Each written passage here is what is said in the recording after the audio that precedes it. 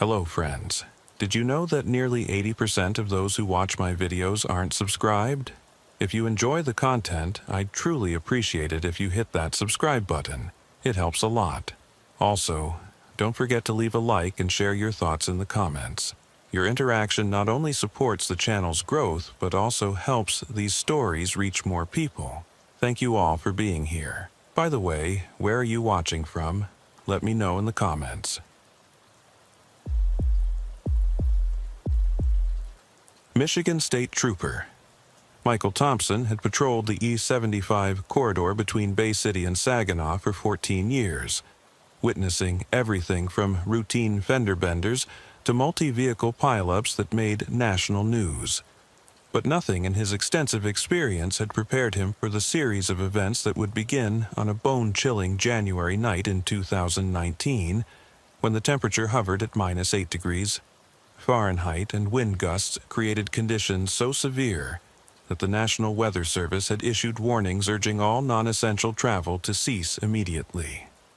At precisely 2:47 a.m. on January 15th, Thompson's radio crackled to life with a dispatch call that initially seemed routine.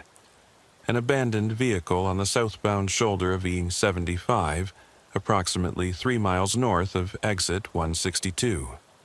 The wind chill factor had plummeted to nearly -30 degrees, creating conditions where exposed skin could suffer frostbite within minutes. Most sensible motorists had heeded the weather warnings and remained safely indoors, but Thompson and his fellow troopers continued their patrols, knowing that someone's life might depend on their presence during these dangerous conditions. Thompson's specially equipped Ford Explorer, designed specifically for Michigan's brutal winters, cut through the swirling snow as he responded to the call. The vehicle's advanced traction control system and studded tires provided the grip necessary to navigate the treacherous road surface safely, while the heated interior protected him from the life-threatening cold outside. His dashboard-mounted camera automatically began recording as he approached the scene, a standard protocol that would later prove absolutely crucial to the investigation that followed. The abandoned vehicle was a late-model Honda Accord with Minnesota plates, positioned on the shoulder with its hazard lights still blinking weakly against the Arctic conditions. As Thompson conducted his initial walkthrough, several details immediately struck him as highly unusual and deeply troubling. The car's engine was still warm to the touch, suggesting it had been running within the past hour, yet the keys were completely missing from the ignition. The driver's door stood slightly ajar, allowing the brutal cold to penetrate the vehicle's interior, but there were no signs of struggle, violence, or any indication that the driver had been forced to abandon the vehicle under duress. "Dispatch, this is Unit 47, Thompson radioed, his breath creating visible clouds in the frigid air despite the protection of his winter gear. "I'm at the scene of the abandoned vehicle. This is a 2017 Honda Accord, Minnesota license plate Charlie Delta 7492. Vehicle appears to have been recently occupied, but the driver is nowhere to be seen. Requesting a vehicle registration check and any available information about the registered owner."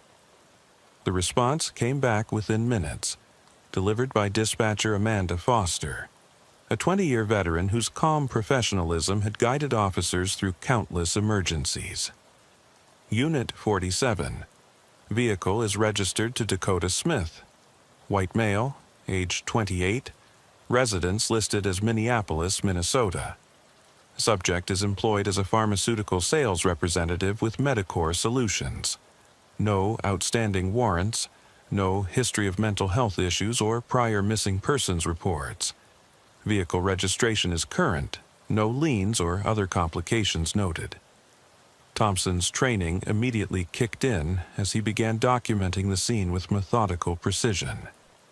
His flashlight beam revealed that the vehicle's gas tank registered 3/4 full, completely ruling out the possibility that Smith had simply run out of fuel and walked to seek assistance. The car's trunk contained a neatly organized array of pharmaceutical samples and sales materials, along with a weekend bag that suggested Smith had been traveling for business purposes. Personal items including a cell phone charger, unopened bottles of water, and energy bars indicated that this had been a planned trip rather than an emergency situation. What troubled Thompson most deeply was the complete absence of footprints in the snow around the vehicle. The shoulder of I-75 at this particular location consisted of graded gravel that accumulated snow throughout the winter months, creating a surface that would clearly show any human activity. Despite the continuing snowfall, which hadn't been heavy enough to completely obscure recent tracks, Thompson should have been able to identify at least partial impressions if someone had exited the vehicle and walked away. Instead, the snow around the Honda appeared completely undisturbed, as if Dakota Smith had simply vanished from behind the steering wheel without ever opening the door.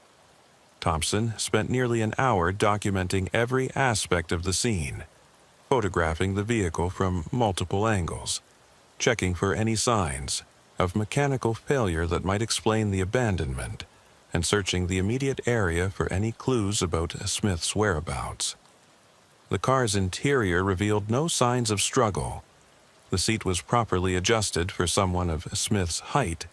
The mirrors were positioned correctly, and personal belongings were arranged as they would be during normal travel. The temperature continued to drop as Thompson completed his initial investigation, and he knew that if Smith was somewhere out in these conditions without proper shelter, survival time would be measured in minutes rather than hours.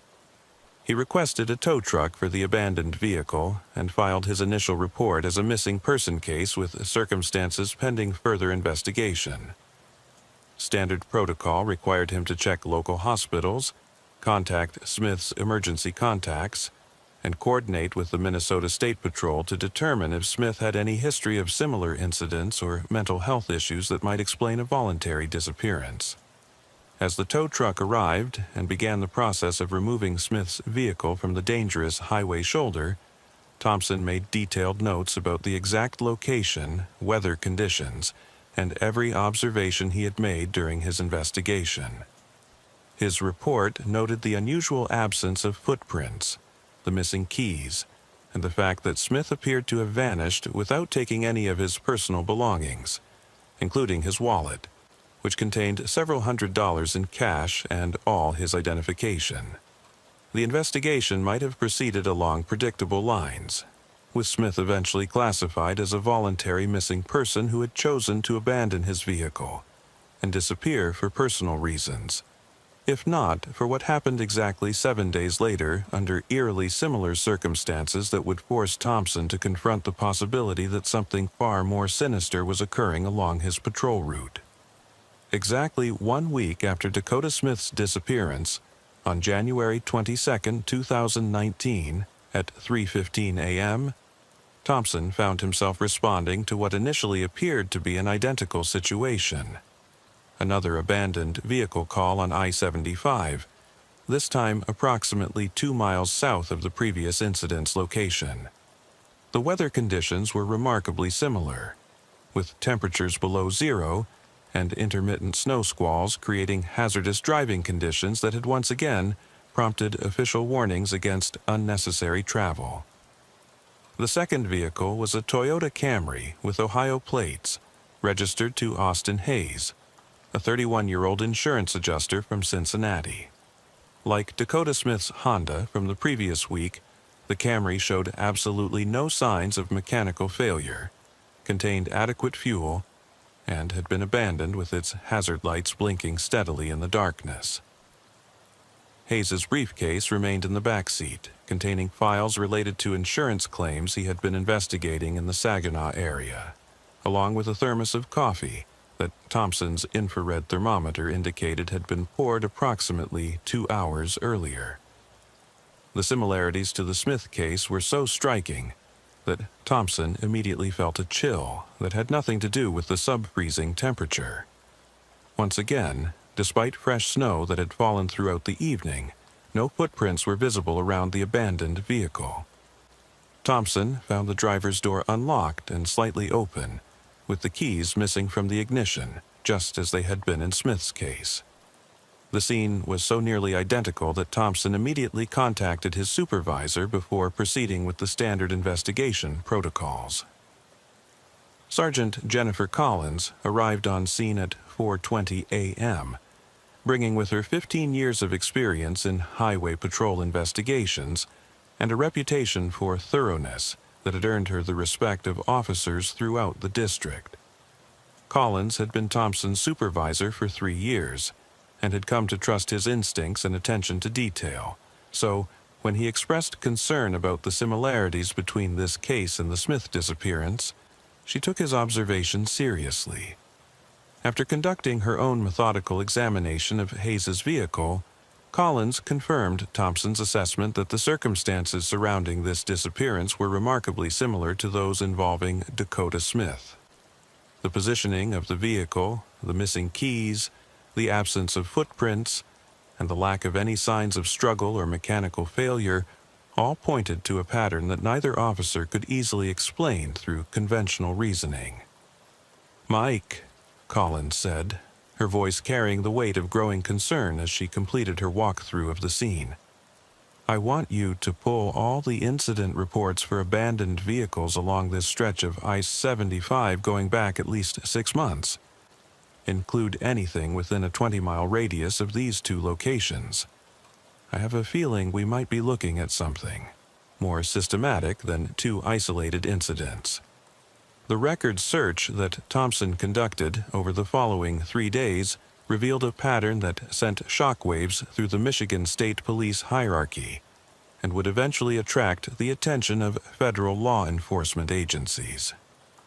Between August 2018 and the present, no fewer than 7 vehicles had been reported abandoned along a 12-mile stretch of E75 between exit 160 and exit 172.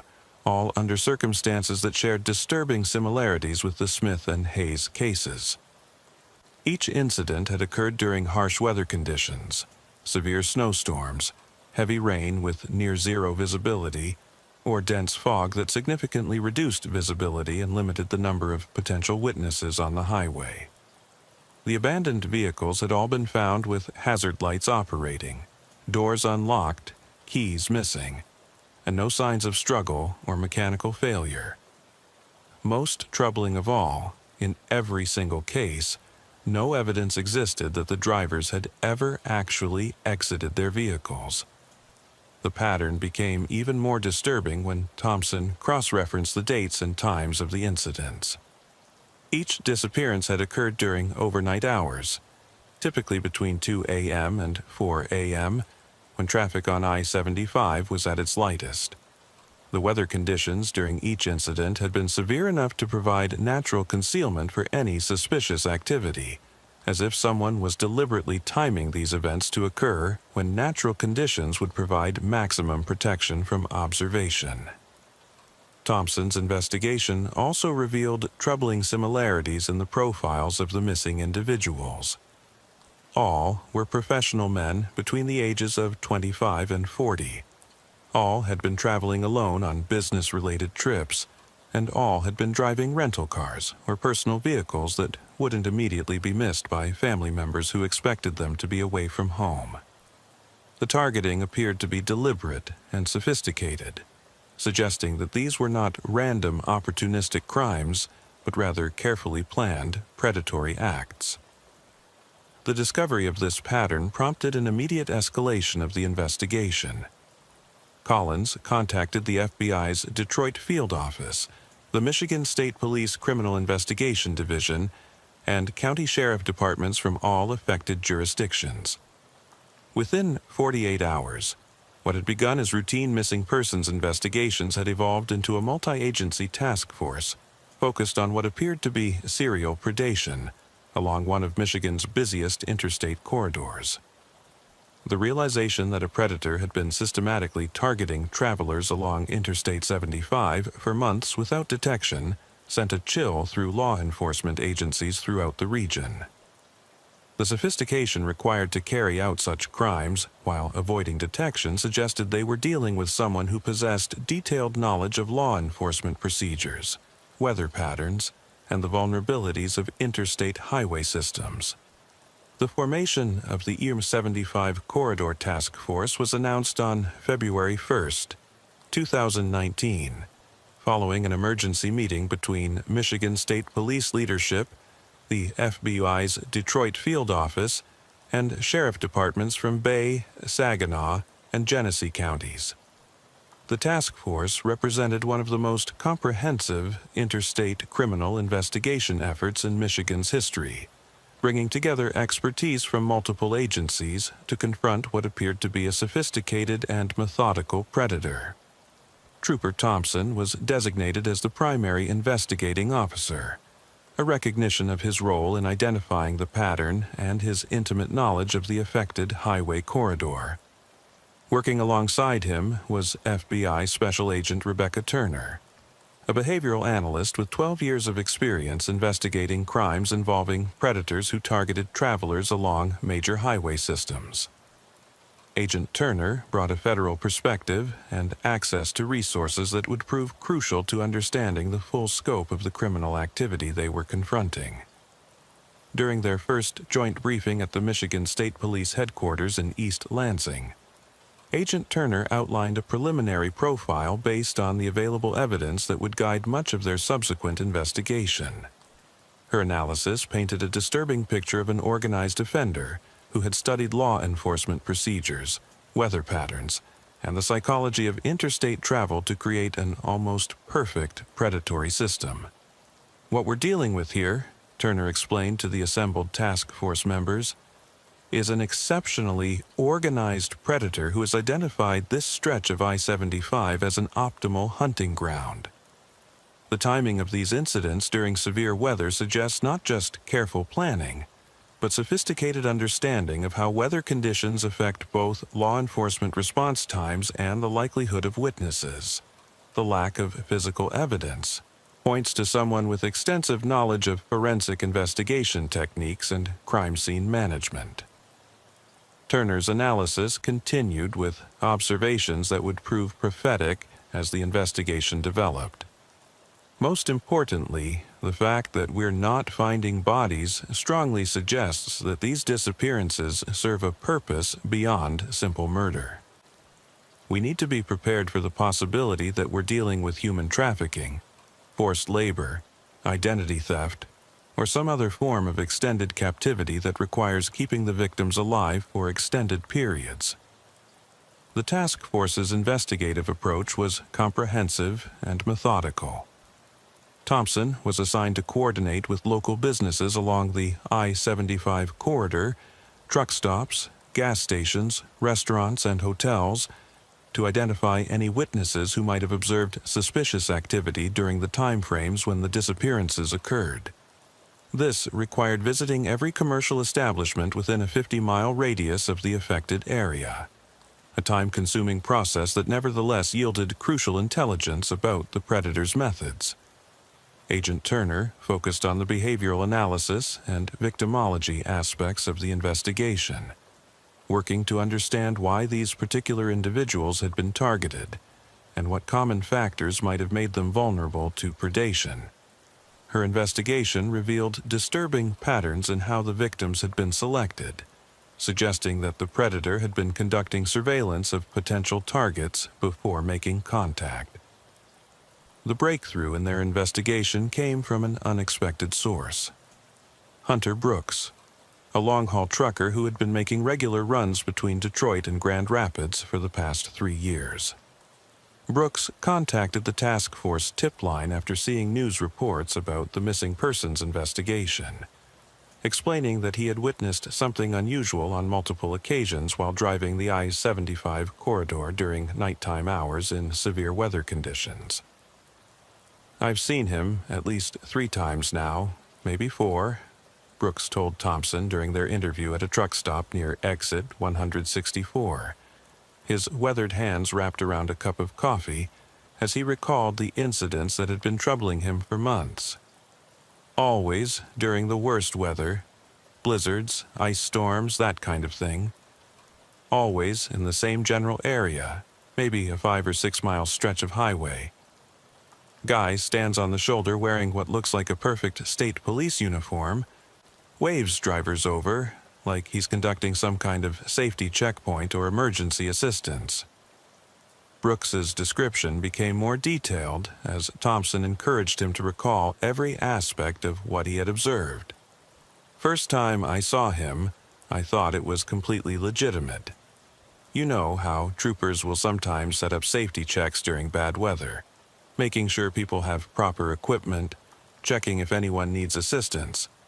But something about the way this guy moved, the way he positioned himself relative to the traffic flow, it didn't feel right.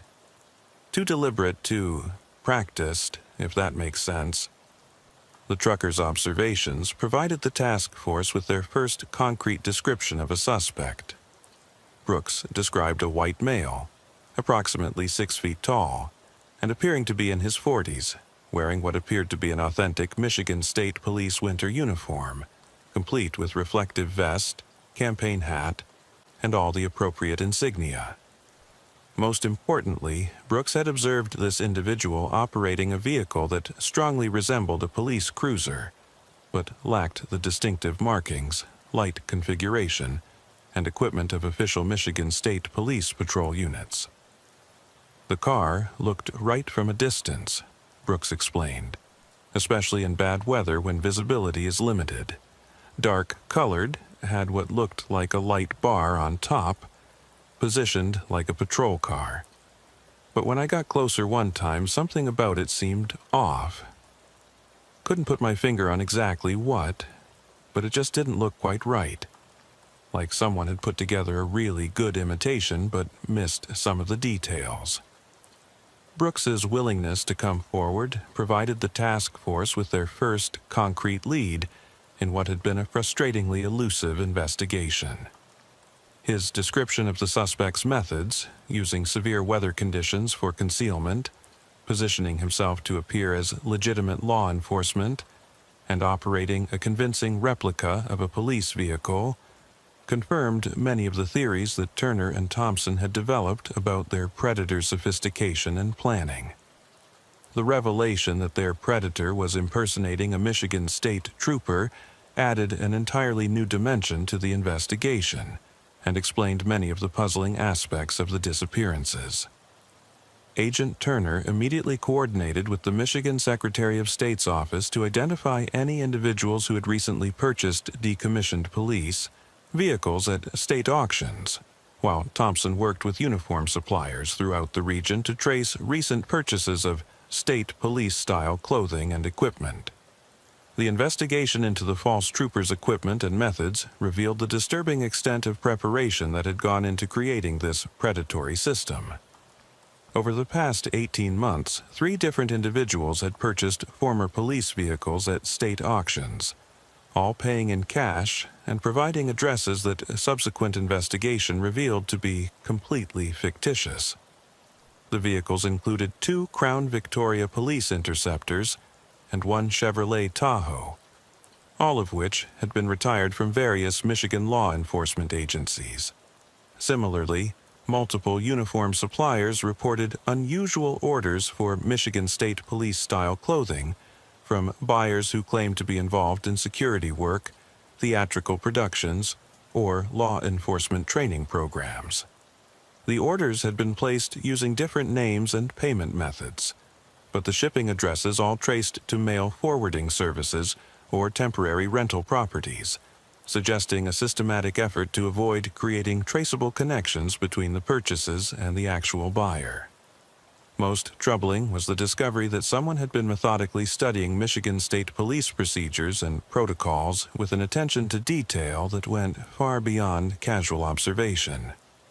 Requests to the Michigan State Police Academy revealed that an individual using false credentials had attempted to audit training sessions focused on traffic stop procedures, evidence handling, and emergency response protocols. While the attempt had been detected and prevented by Academy security, it demonstrated the level of preparation and research that their suspect had undertaken. Thompson's investigation of the specific locations where vehicles had been abandoned revealed another layer of sophistication in the predator's planning. Each site had been chosen to offer unique tactical advantages for someone planning to intercept and abduct travelers. Limited visibility from passing traffic due to curves in the highway or elevation changes, minimal lighting that would conceal suspicious activity, and quick access to secondary roads that could facilitate the rapid transportation of victims away from the interstate without detection. The task force established comprehensive 24-hour surveillance of the entire affected corridor, using both marked and unmarked units positioned strategically along the stretch of Interstate 75, where the disappearances had occurred. The surveillance operation, designated Highway Shield, involved coordination between the Michigan State Police, FBI, county sheriff departments, and even the Michigan Department of Transportation, which provided access to highway cameras and traffic monitoring systems.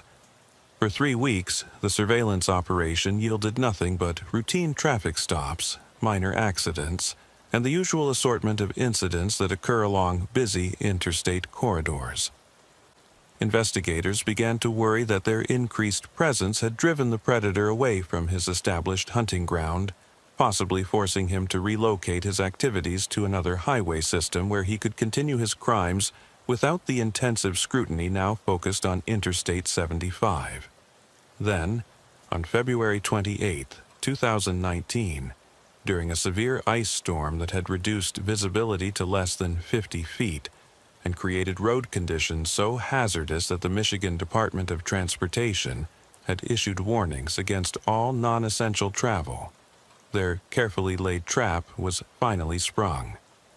The confrontation that followed would provide crucial evidence about the predator's methods, while also revealing the true scope of the criminal enterprise they were investigating. At 1:45 a.m., Thompson was positioned in an unmarked Ford Taurus, approximately 1 mile south of exit 162, monitoring radio traffic and maintaining visual contact with other surveillance units through the sophisticated communication system that had been established for the operation. Despite the advanced equipment and careful planning, the severe weather conditions made observation extremely challenging, with swirling snow and ice reducing effective visibility to just a few dozen yards. Through his night vision equipment, Thompson observed what appeared to be a routine traffic stop involving a sedan that had been struggling with the icy road conditions and a police vehicle that had pulled it over on the shoulder. The scene appeared completely normal from a distance, exactly the type of safety assistance that legitimate troopers provided during severe weather events. But something about the positioning of the vehicles and the movements of the uniformed figure triggered Thompson's instincts, honed by years of highway patrol experience and months of intensive study of this particular predator's methods.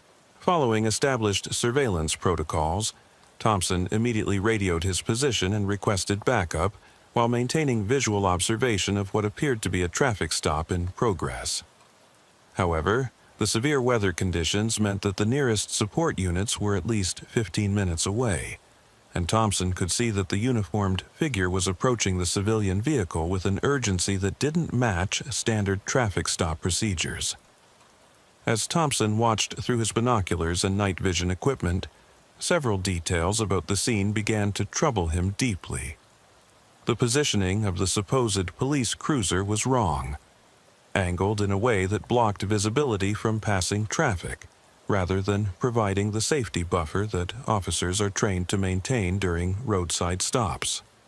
The uniformed figure's movements appeared rushed and predatory, rather than following the measured, professional approach that Thompson had been trained to use during legitimate traffic stops. The decision to intervene immediately, rather than wait for backup, was one that Thompson would later describe as purely instinctual, driven by years of experience that told him something was seriously wrong with the scene he was observing. As he activated his emergency lights and began approaching the location, he observed the uniformed figure suddenly abandon his approach to the civilian vehicle and sprint toward the dense woods that bordered the highway at that particular location. Thompson's intervention came just in time to prevent what would certainly have been another disappearance. The civilian vehicle, a late-model Chrysler 300 with Illinois plates, was found with its driver, Logan Pierce, a 34-year-old marketing executive from Chicago, slumped unconscious behind the wheel, but still alive. Pierce was immediately transported to Bay Regional Medical Center, where emergency room physicians and toxicologists worked to counteract the effects of a powerful sedative that had been administered through what appeared to be a small puncture wound on his hand. The medical team's quick action in treating Pierce's condition provided the investigation with its first living witness to the predator's methods. Toxicology tests revealed the presence of a sophisticated sedative compound that would have rendered Pierce unconscious within minutes, while leaving minimal physical evidence of its administration. The delivery method appeared to involve a specialized injection device designed to penetrate skin with minimal sensation, allowing the predator to drug victims without their immediate awareness.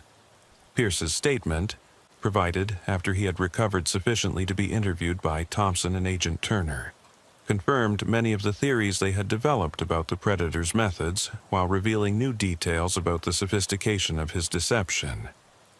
Pierce described being flagged down by what appeared to be a completely legitimate Michigan State trooper, who had explained that hazardous road conditions ahead required all southbound traffic to follow a temporary detour route for safety purposes.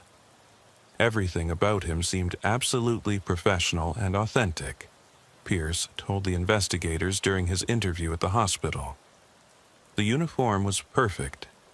I mean, exactly what you'd expect a state trooper to wear, including all the proper patches, badges, and equipment. He had a radio that was making what sounded like official police transmissions, proper identification, even business cards with the Michigan State Police logo. He approached my vehicle exactly like every other police encounter I've had in my life. Pierce's description of the encounter revealed the predator's psychological manipulation techniques, as well as his technical methods. The false trooper had established rapport by expressing concern for Pierce's safety during the hazardous driving conditions, positioning himself as a protective authority figure whose intervention was designed to help rather than harm. This approach would have naturally overcome any suspicions Pierce might have had about the legitimacy of the stop. He asked to see my driver's license and vehicle registration, which seemed completely normal, Pierce continued. Said he needed to verify that I was properly licensed to drive in these conditions, and that my vehicle was equipped for winter driving. When I handed him my license, he appeared to be examining it carefully, but that's when I felt the sharp pain in my hand. Thought maybe he had a rough edge on his badge or something, but within a couple of minutes I started feeling dizzy and confused. The physical evidence recovered from the scene of Pierce's near abduction provided the task force with their first concrete forensic material related to the predator's activities. Crime scene technicians were able to recover partial tire impressions from the area where the false police vehicle had been positioned, along with several items that had apparently been dropped during the suspect's hasty retreat into the woods when Thompson's intervention disrupted his planned abduction. The physical evidence recovered from the scene of Logan Pierce's near abduction represented a breakthrough that would ultimately lead to the resolution of the entire case. Among the items recovered during the extensive crime scene processing were a modified syringe designed to deliver sedatives through minimal skin contact, several zip tie restraints of a type commonly used by law enforcement, and most importantly, a fragment of a driver's license photograph that appeared to show a middle-aged white male with distinctive facial scarring. FBI forensic imaging specialists worked around the clock to enhance the partial photograph, using advanced digital reconstruction techniques to produce a composite image that could be distributed to law enforcement agencies throughout the Midwest. The enhanced image showed a man appearing to be in his early 40s with angular facial features and a distinctive scar running from his left temple to his jawline, likely the result of a serious accident or violent encounter at some point in his past. Agent Turner coordinated the development of a comprehensive psychological profile based on all the evidence gathered during the investigation up to that point. The profile described an organized offender with extensive knowledge of law enforcement procedures, someone who derived psychological satisfaction from the authority and control represented by a police uniform, and most disturbing, an individual who was likely keeping the missing persons alive for extended periods rather than killing them immediately after their abduction.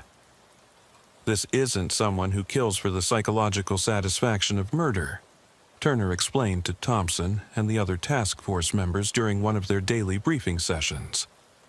The careful planning, the elaborate impersonation, the sophisticated methods, and most importantly, the fact that we're not finding bodies. All of this suggests someone who is using the victims for a specific purpose that requires keeping them alive. We need to be prepared for the possibility that we're dealing with human trafficking, forced labor, identity theft, or some other form of extended captivity. The search for the predator's base of operations became the task force's primary focus, concentrating on rural properties within a 50-mile radius of the E75 corridor that offered the seclusion and facilities necessary for holding multiple individuals captive for extended periods. Thompson worked closely with county assessors' offices, real estate agents, and local law enforcement agencies to identify recently purchased properties, abandoned buildings, and any locations that had been reported as suspicious by neighbors or local authorities. The investigation received a crucial break from an unexpected source: Mason Reed, a local farmer whose property bordered one of the areas where the false state trooper had been observed by Hunter Brooks during his late-night trucking runs. Reed contacted the task force after recognizing the suspect's description in news reports that had begun circulating throughout the region, explaining that he had observed suspicious activity at an abandoned industrial facility approximately 5 miles from his farm. "I've been seeing lights at that old place maybe a dozen times over the past year or so," Reed told Thompson during their interview at his farmhouse kitchen, his weathered hands gesturing toward the direction of the abandoned facility. "Always late at night, always during the worst weather we get. Blizzards, ice storms, heavy rain. At first, I figured it was just kids messing around, or maybe somebody dumping garbage illegally, but after seeing the news about this fake police officer, I started thinking it might be connected to what you folks are investigating." Reed's observations provided several important details about the suspicious activity he had witnessed. The lights appeared to be vehicle headlights rather than fixed illumination, suggesting that someone was regularly driving to and from the abandoned facility during nighttime hours. The activity always occurred during severe weather events, consistent with the timing of the highway abductions. Most significantly, Reed had observed what appeared to be a police-style vehicle on several occasions, though he had never gotten close enough to determine whether it was a legitimate law enforcement unit. The abandoned facility that Reed had identified was a former agricultural processing plant that had been closed since 2005, following economic changes in the regional farming industry. County records indicated that the property had been purchased 18 months earlier by a shell company registered in Delaware, with the transaction conducted entirely in cash through a series of intermediary corporations that made the actual buyer's identity nearly impossible to trace through conventional investigation methods. Thompson and Agent Turner conducted an initial surveillance of the property on March 8, 2019, coordinating with tactical units from both the Michigan State Police and the FBI to ensure they were prepared for any contingency they might encounter. The facility appeared completely deserted during daylight hours, showing no signs of recent activity or current occupation. However, thermal imaging equipment detected heat signatures consistent with human occupation in what appeared to be the main building's basement level.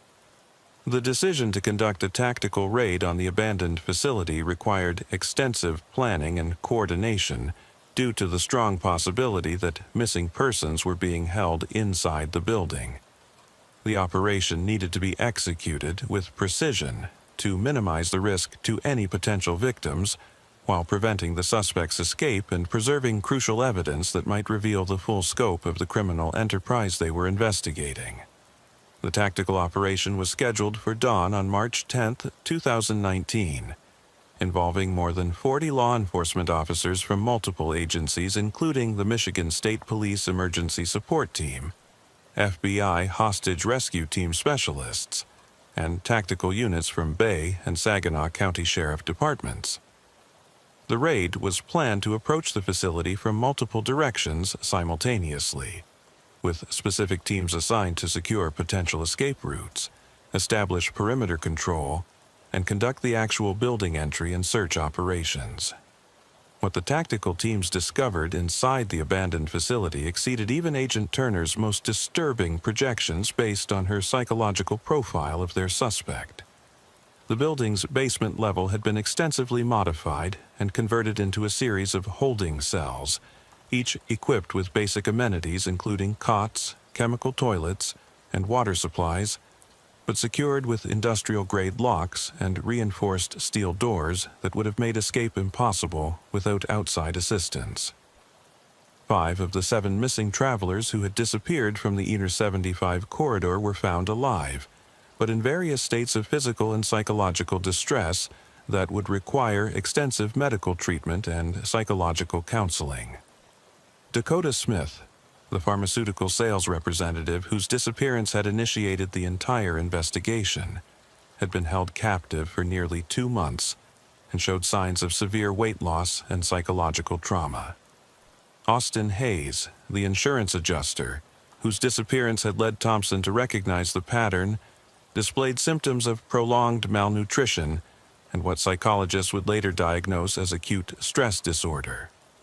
3 additional victims, Casey Morgan, a software developer from Indiana, Jordan Phillips, a real estate agent from Illinois, and Riley Parker, a nurse from Ohio, were found in similarly dire condition but alive and coherent enough to provide initial statements about their captivity.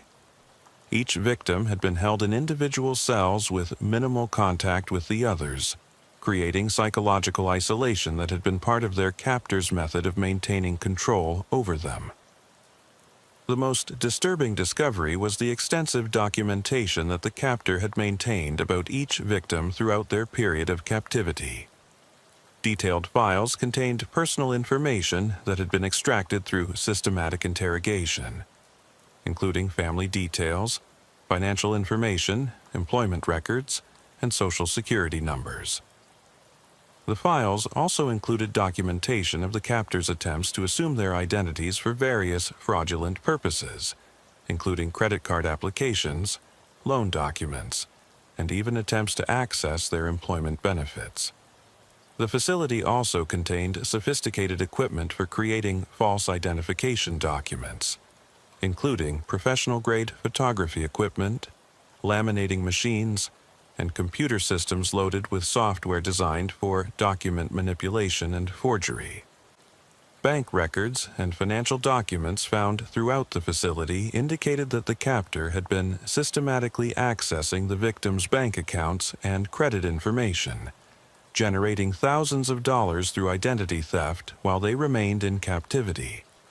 Perhaps most chilling was the discovery of detailed plans for expanding the operation, including architectural drawings for additional holding facilities and correspondence with individuals in other states who appeared to be operating similar criminal enterprises.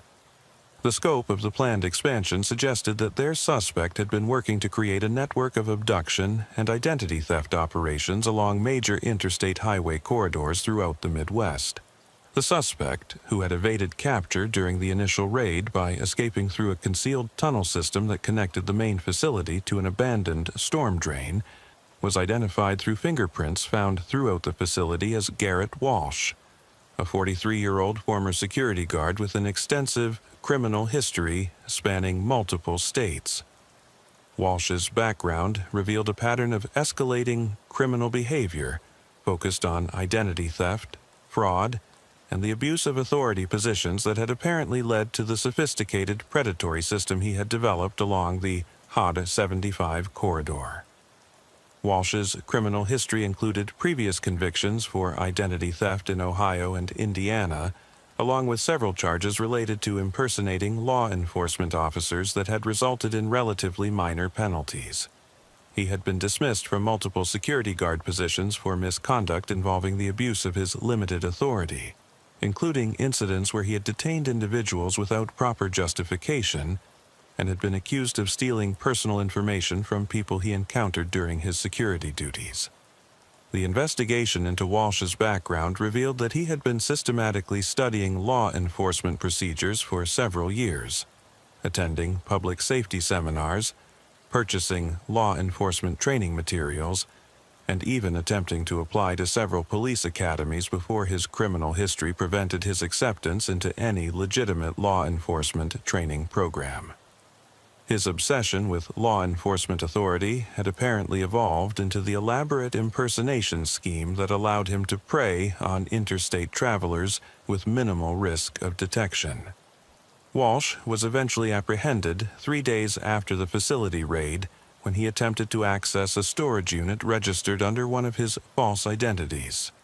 Surveillance teams had identified several properties associated with Walsh's various aliases, and his capture came when he triggered motion sensors at a self-storage facility where he had apparently maintained backup equipment and documentation for his criminal activities. During his interrogation following his arrest, Walsh revealed the methodology behind his crimes with a disturbing mixture of pride and resentment toward the legitimate law enforcement officers he had been impersonating. His detailed confession provided insights into the psychological motivations driving his criminal behavior and revealed information about additional victims and criminal activities that the investigation had not yet discovered. People automatically trust the uniform, Walsh told investigators during one of his lengthy interrogation sessions, displaying an attitude that combined arrogance with deep-seated resentment toward authority figures. You put on a badge, and suddenly everyone believes everything you say, follows every instruction you give. They'll get out of their cars in the middle of a blizzard, hand over their identification, answer any question you ask. It's amazing how much power people will voluntarily hand over to someone they think represents legitimate authority. Walsh's detailed descriptions of his methods revealed the sophisticated psychological manipulation techniques he had developed to overcome his victims' natural caution and resistance. He had studied law enforcement training materials to learn proper procedures for conducting traffic stops, had practiced official-sounding radio communications, and had even memorized portions of the Michigan Vehicle Code to be able to cite specific violations when questioned by suspicious motorists. The scope of Walsh's criminal activities extended far beyond the 7 confirmed abductions along the War 75 corridor. His records indicated that he had been studying similar highway systems throughout the Midwest, with evidence linking him to numerous identity theft cases in Ohio, Indiana, Illinois, and Wisconsin. Financial records suggested that his criminal enterprise had generated more than $200,000 through fraudulent credit accounts, loan applications, and direct theft from his victims' financial accounts. The testimony provided by the 5 survivors of Walsh's criminal enterprise revealed the horrifying psychological manipulation and systematic abuse they had endured during their captivity. Each victim's account provided crucial details about Walsh's methods while demonstrating the profound trauma that would require years of recovery and rehabilitation. Dakota Smith, whose disappearance had initiated the investigation, provided the most detailed account of the initial abduction process and the early stages of captivity. Smith described how Walsh had approached his vehicle during the January blizzard, presenting himself as a concerned state trooper who was conducting safety checks on vehicles traveling in dangerous conditions. The false officer had been completely convincing, displaying proper identification, using appropriate law enforcement terminology, and demonstrating what appeared to be genuine concern for Smith's welfare. He seemed like every other police officer I'd ever encountered, Smith told Thompson and Agent Turner during his debriefing at the hospital where he was receiving medical treatment. Professional demeanor, proper uniform, even had business cards with the Michigan State Police logo. He asked about my destination, whether I had emergency supplies in my vehicle, all the questions you'd expect during a weather-related safety stop. I never had any reason to suspect he wasn't legitimate until I felt the needle go into my hand. Smith's account of his captivity revealed Walsh's systematic approach to extracting personal information from his victims. Rather than using physical torture or extreme coercion, Walsh had employed sophisticated psychological manipulation techniques designed to make his victims believe that cooperation would lead to their eventual release. He had presented himself as someone who was being paid by criminal organizations to obtain specific information, suggesting that the victim's compliance would satisfy his employers and result in their freedom. He convinced me that he was just a middleman, Smith explained, his voice still showing the effects of prolonged stress and trauma. Said that certain people wanted information about my work, my clients, my financial situation, and that once he had what they needed, I'd be released unharmed. He made it seem like a business transaction rather than a kidnapping. It took weeks before I realized that he wasn't working for anyone else, that he was using the information himself. Austin Hayes, the insurance adjuster whose disappearance had confirmed the pattern Thompson had identified, described a similar process of psychological manipulation combined with gradually escalating threats. Walsh had initially treated Hayes with apparent respect and consideration, providing adequate food and basic necessities while conducting what he called interviews about Hayes's personal and professional life. Only gradually had the true nature of the situation become apparent, as Walsh's demands for information became more extensive and intrusive. The questioning sessions could last for hours, Hayes recalled during his statement to investigators. He wanted to know everything: where I worked, what kind of access I had to company systems, details about my family members, my banking information, credit card accounts, everything. He had this way of making it seem reasonable, like he was helping me by keeping the process civilized and professional. But if I hesitated or refused to answer something, the threats would start. The three additional victims, Casey Morgan, Jordan Phillips, and Riley Parker, each provided accounts that revealed different aspects of Walsh's criminal methodology. Morgan, the software developer, had been targeted specifically because of his technical expertise and access to computer systems that Walsh believed could be exploited for additional fraudulent activities. Phillips, the real estate agent, had been interrogated extensively about property transactions and client information that Walsh apparently intended to use for mortgage fraud schemes. Parker, the nurse, had been questioned about hospital procedures and patient information that suggested Walsh was considering expanding his criminal activities to include healthcare fraud. The medical evaluation of all 5 survivors revealed the physical toll of their extended captivity. Despite receiving basic nutrition and medical care sufficient to keep them alive and functional, all showed signs of vitamin deficiencies, muscle atrophy from confinement, and stress-related health problems including elevated blood pressure, sleep disorders, and symptoms consistent with acute stress reaction. The psychological evaluation conducted by trauma specialists revealed that all 5 victims would require extensive counseling and support to recover from their ordeal.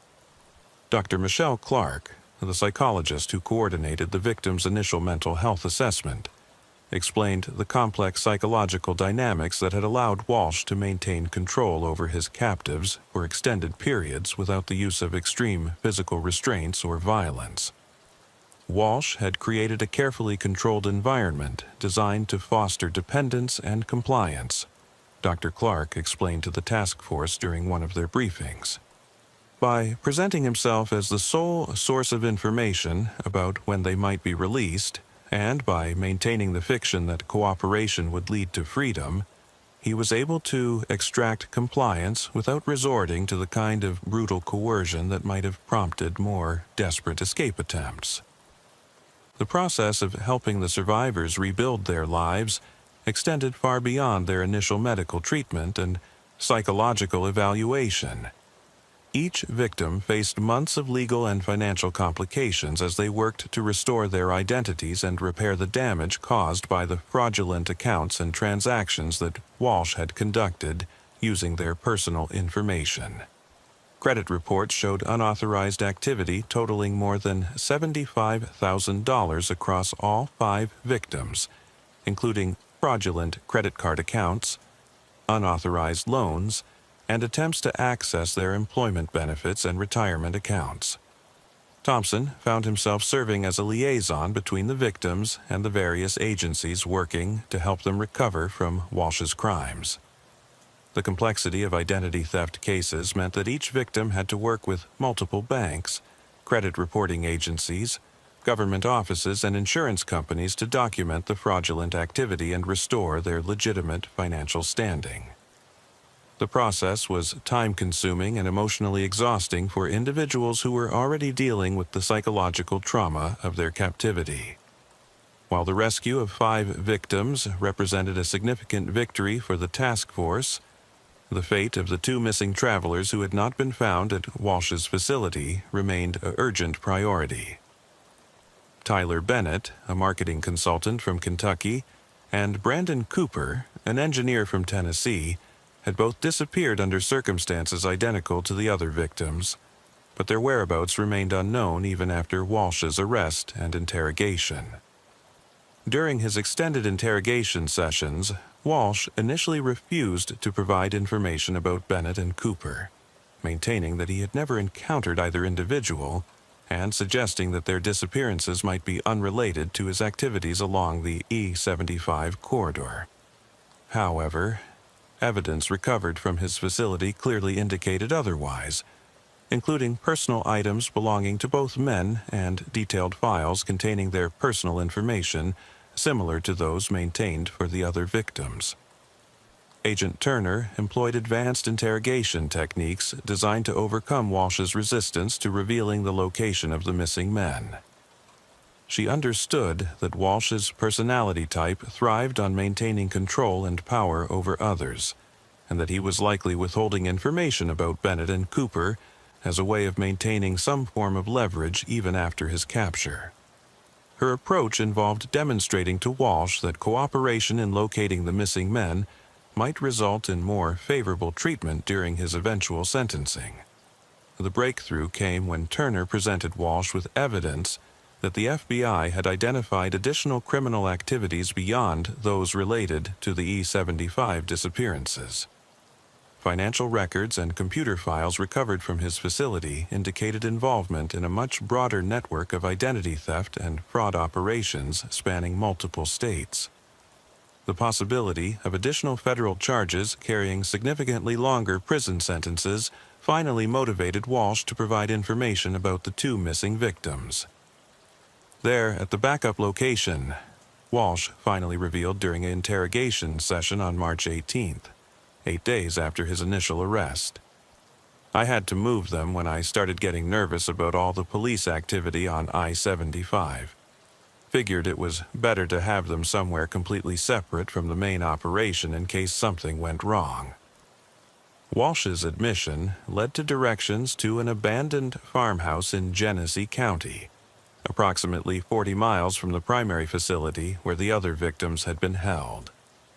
The rescue of Tyler Bennett and Brandon Cooper required another carefully coordinated tactical operation, as Walsh had warned that the secondary location was equipped with security measures designed to prevent unauthorized access.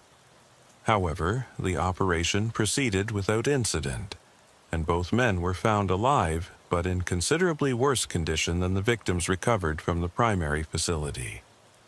Bennett and Cooper had been held in what could only be described as makeshift prison cells constructed in the farmhouse's basement, with minimal amenities and under conditions that were significantly more harsh than those experienced by the other victims. Both men showed signs of severe malnutrition and dehydration, requiring immediate hospitalization and intensive medical treatment to stabilize their conditions. The difference in treatment between the victims held at the two locations appeared to be related to the timing of their abductions and Walsh's increasing paranoia about law enforcement attention. Bennett and Cooper had been moved to the secondary facility when Walsh began to suspect that his activities were being investigated, and the inferior conditions at the backup location reflected his focus on maintaining operational security rather than preserving the victim's long-term health and usefulness for identity theft purposes. Dr. Stephanie Moore, the emergency physician who coordinated Bennett and Cooper's initial treatment, explained that both men had been close to requiring life-saving intervention when they were discovered. Their conditions were considerably more critical than the other victims, Dr. Moore told investigators. They showed signs of severe dehydration, malnutrition, and what appeared to be early stages of organ dysfunction related to prolonged stress and inadequate nutrition. If they had remained in those conditions for much longer, we might have been dealing with a very different outcome. The recovery of all 7 victims alive represented an unprecedented success for the task force and provided complete closure for the families who had endured months of uncertainty about their loved ones' fates. However, the investigation also revealed disturbing evidence that Walsh's criminal activities had extended far beyond the I-75 corridor and involved connections to other criminal organizations that remained to be fully investigated. As FBI analysts continued processing the massive amount of digital evidence recovered from Walsh's facilities, they uncovered communications and financial records, indicating that his I-75 operation was just one component of a much larger criminal network operating along major highway corridors throughout the Midwest and Southeast. The discovery of this broader conspiracy would require expanding the investigation far beyond the original scope of the Highway Shield Task Force.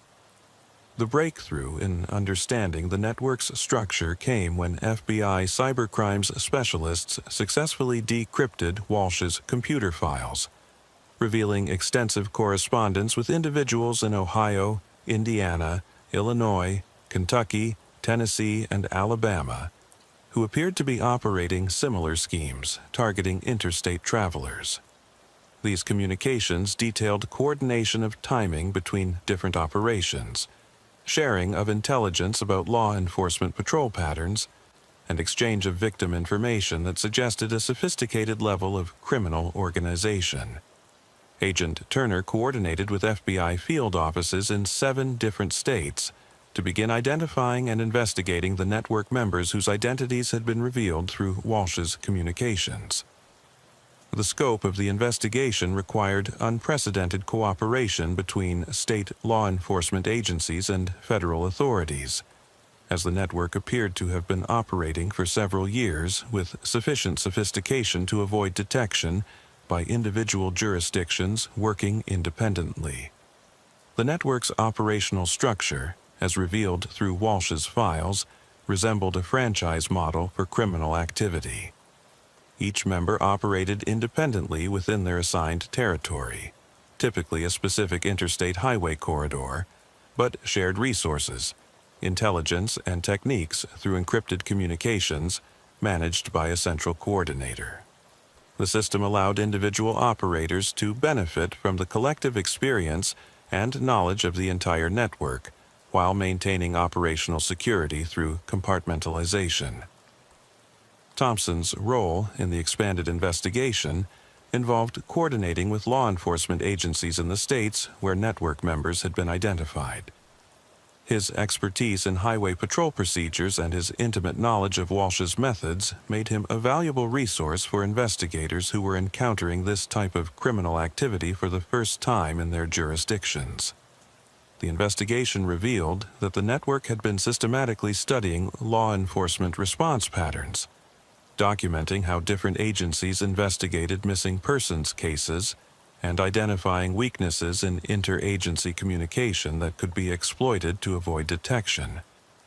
Their operational manual, recovered from Walsh's encrypted files, read like a comprehensive guide to evading law enforcement detection while conducting criminal activities on interstate highway systems.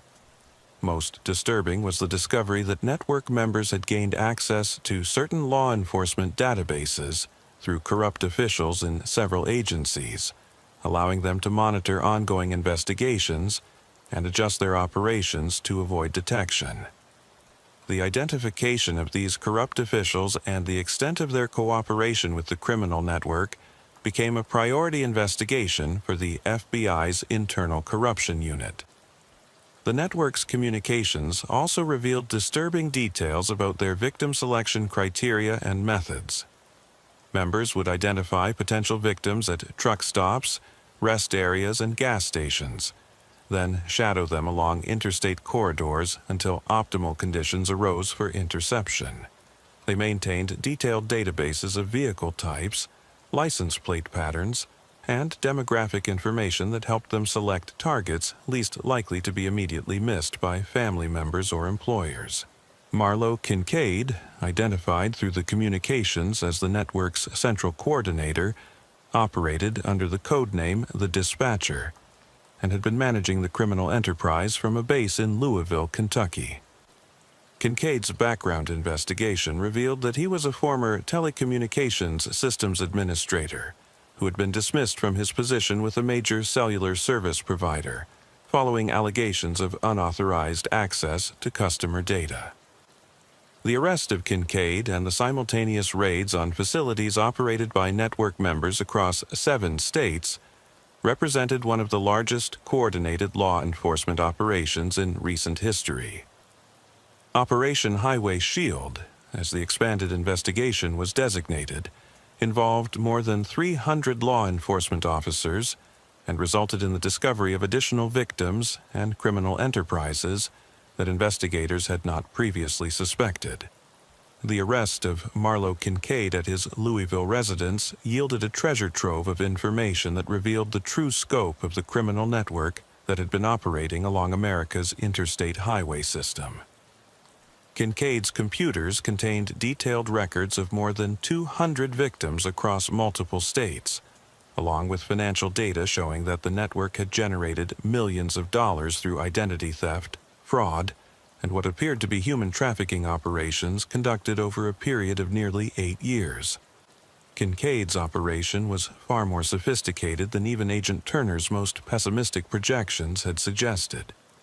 He had maintained detailed psychological profiles of network members, using this information to manipulate and control their activities while insulating himself from direct participation in the actual crimes.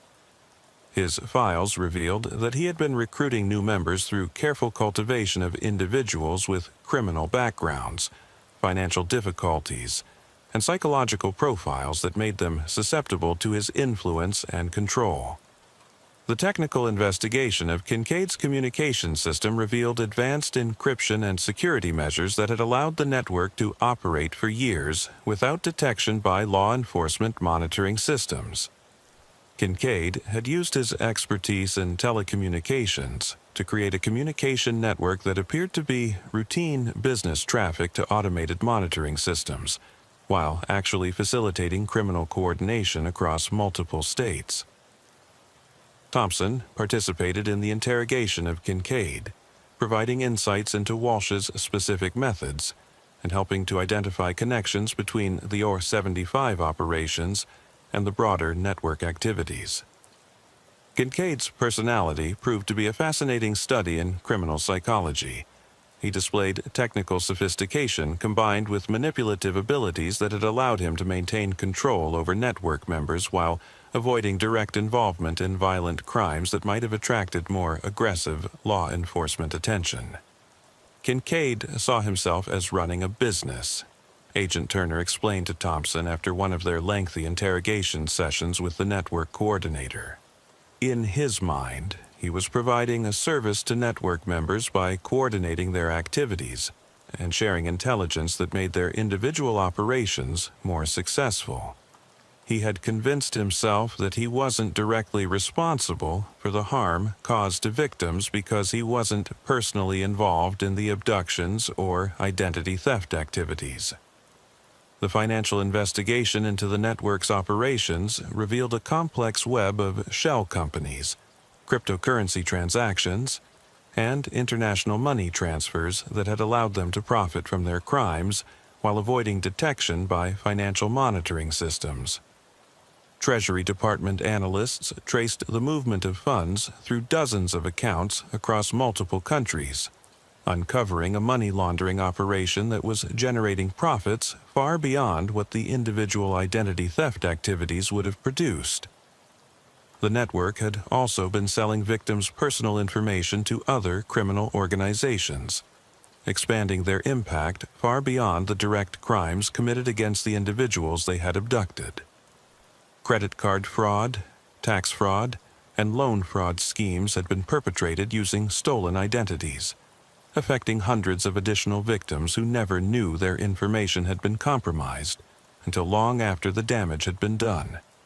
Kincaid's records revealed that the network had been reinvesting profits into expanding their operations, purchasing additional facilities, upgrading their technical capabilities, and recruiting new members through sophisticated online recruitment processes.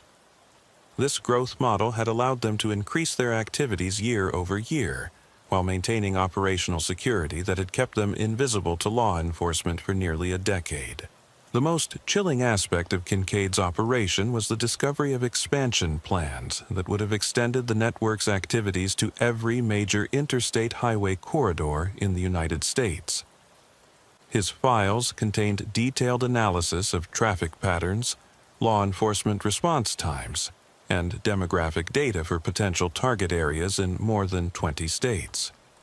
The scope of the planned expansion suggested that law enforcement had intervened just as the network was preparing to become a national-level criminal enterprise. The prosecution of the interstate highway predation network required coordination between multiple jurisdictions and presented unique challenges for the American legal system. Federal prosecutors worked with state attorneys general to ensure that the charges filed against network members would result in sentences commensurate with the scope and impact of their criminal activities.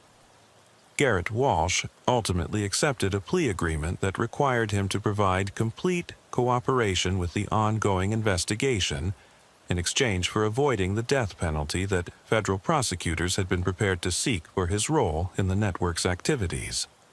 His detailed confession and testimony against other network members proved crucial in securing convictions across multiple jurisdictions, though his cooperation did not significantly reduce his sentence given the severity of his crimes.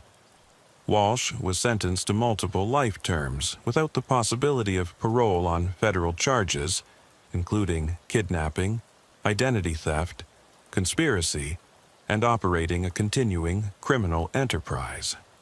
The federal judge who imposed the sentence noted that Walsh's abuse of law enforcement symbols and public trust represented a particularly egregious aspect of his crimes that warranted the harshest possible punishment under federal law. Marlo Kincaid's trial became a precedent-setting case for prosecuting criminal organizations that used advanced technology to coordinate interstate criminal activities. His conviction on charges of racketeering, conspiracy, operating a continuing criminal enterprise, and money laundering resulted in a sentence of 55 years in federal prison. The case established new legal frameworks for prosecuting individuals who coordinate criminal activities through encrypted communications while avoiding direct participation in violent crimes. Thompson testified in multiple trials across several states, providing crucial evidence about the network's operational methods and the impact of their crimes on victims and communities. His detailed documentation of crime scenes, victim statements, and investigative procedures proved essential in securing convictions against network members who might otherwise have been able to claim that they were operating independently rather than as part of a coordinated criminal organization. The legal proceedings also highlighted significant gaps in existing laws related to interstate crime coordination and the use of technology to facilitate criminal enterprises. Several states modified their legal codes to address the techniques used by the network, creating new categories of crimes and enhanced penalties for technologically sophisticated criminal organizations that targeted interstate travelers. The civil litigation resulting from the network's activities proved to be almost as complex as the criminal prosecutions. Victims filed lawsuits against financial institutions, credit reporting agencies, and government agencies whose security failures had been exploited by the network's identity theft operations. The total damages claimed in civil actions exceeded $50 million, representing both direct financial losses and compensation for the psychological trauma suffered by victims. Dr. Jessica Taylor, a forensic psychologist who evaluated many of the network's victims for civil litigation purposes, explained the long-term impact of the crimes on survivors and their families. The psychological damage from these crimes extends far beyond the immediate trauma of abduction and captivity, Dr. Taylor testified during one of the civil proceedings. Victims lose fundamental trust in authority figures, in the safety of interstate travel, and in the security of their personal information. These effects can last for decades and impact every aspect of their lives. The Highway Shield investigation prompted comprehensive changes in how law enforcement agencies approach interstate crime coordination and highway safety. The FBI established a permanent interstate highway crimes task force, with dedicated personnel assigned to monitor and investigate criminal organizations that exploit transportation infrastructure for predatory purposes. Michigan State Police implemented extensive new training programs for troopers focused on recognizing patterns of predatory behavior along highway corridors. Thompson became a key instructor in these programs, sharing his experience from the Walsh investigation to help other officers identify similar threats before they could escalate to the level of systematic predation that had occurred along the R-75 corridor. The training curriculum Thompson developed emphasized the importance of detailed documentation and rapid communication with other agencies when unusual patterns were detected in missing persons cases or abandoned vehicle incidents. New troopers learned about the warning signs that might indicate the presence of criminal organizations targeting travelers, including seemingly routine incidents that might be components of larger criminal schemes. Technology companies were also significantly affected by the investigation's findings. The discovery that the network had exploited vulnerabilities in cellular communication systems, GPS navigation, and financial networks led to enhanced security measures and improved cooperation between private companies and law enforcement agencies. New protocols were established for monitoring suspicious communications patterns and detecting potential criminal coordination activities. The investigation also led to improvements in information sharing between law enforcement agencies at all levels. New protocols were established for rapidly disseminating information about missing persons cases that might be connected to broader criminal enterprises, reducing the time required to identify patterns that might otherwise remain invisible for months or years. Federal legislation resulting from the Highway Shield investigation included the Interstate Highway Security Enhancement Act, which established new requirements for information sharing between agencies and provided additional resources for investigating crimes that span multiple jurisdictions. The legislation also created new categories of federal crimes related to the systematic targeting of interstate travelers and enhanced penalties for criminal organizations that exploit transportation infrastructure. The changes extended beyond law enforcement to include public education and awareness programs designed to help travelers protect themselves from similar threats. Rest areas and truck stops along major interstate corridors now display information about how to verify the authenticity of law enforcement contacts. including procedures for requesting backup officer verification during traffic stops and resources for reporting suspicious activity. Thompson's role evolved from investigating a specific series of disappearances to helping develop national strategies for combating highway predation. His experience with the Walsh Network made him a valuable consultant for training programs and policy development efforts at both state and federal levels. He regularly speaks at law enforcement conferences about the importance of pattern recognition and interagency cooperation in modern policing. Today, more than 5 years after the conclusion of the Highway Shield investigation, the stretch of I-75, where Garrett Walsh conducted his crimes, appears unchanged to passing motorists. Traffic flows normally. Emergency services respond promptly to legitimate incidents, and Michigan State Troopers continue their patrols with the same professional dedication that has always characterized the force. However, for those who lived through the investigation, and for the law enforcement community more broadly, the case represents a fundamental change in understanding the threats that can emerge along America's interstate highway system. Thompson continues his career with the Michigan State Police, though his duties now focus primarily on training and developing investigative protocols for complex interstate crimes.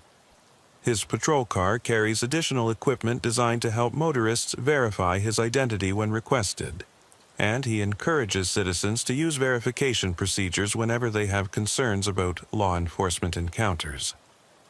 The cards he carries now include QR codes that link to the Michigan State Police website, allowing citizens to instantly verify his credentials through their mobile devices.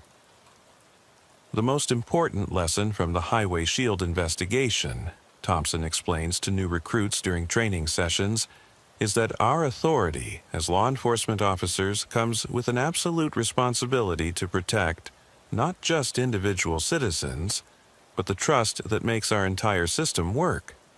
When criminals exploit that trust, they're not just harming their immediate victims, they're undermining the foundation of public safety itself. The 7 survivors of Walsh's crimes have moved forward with their lives, though the experience left lasting impacts that continue to influence their daily routines and perspectives.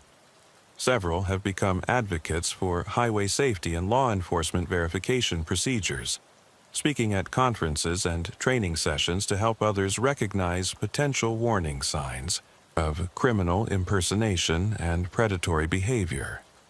Dakota Smith, whose disappearance had initiated the investigation that ultimately dismantled the entire network, eventually returned to pharmaceutical sales, but fundamentally changed his approach to business travel.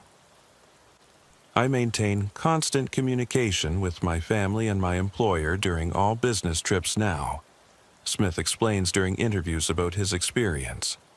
And I never pull over for any law enforcement officer, day or night, without first calling 911 to verify that it's a legitimate stop. Some people might think that sounds paranoid, but after what I experienced with Walsh and his network, I'd rather be cautious than become another victim of someone exploiting public trust. The abandoned facilities where Walsh and his network held their victims have been demolished, with the sites converted into rest areas and memorial parks dedicated to highway safety awareness. These locations now serve as permanent reminders of the investigation and provide information about how travelers can protect themselves from similar threats.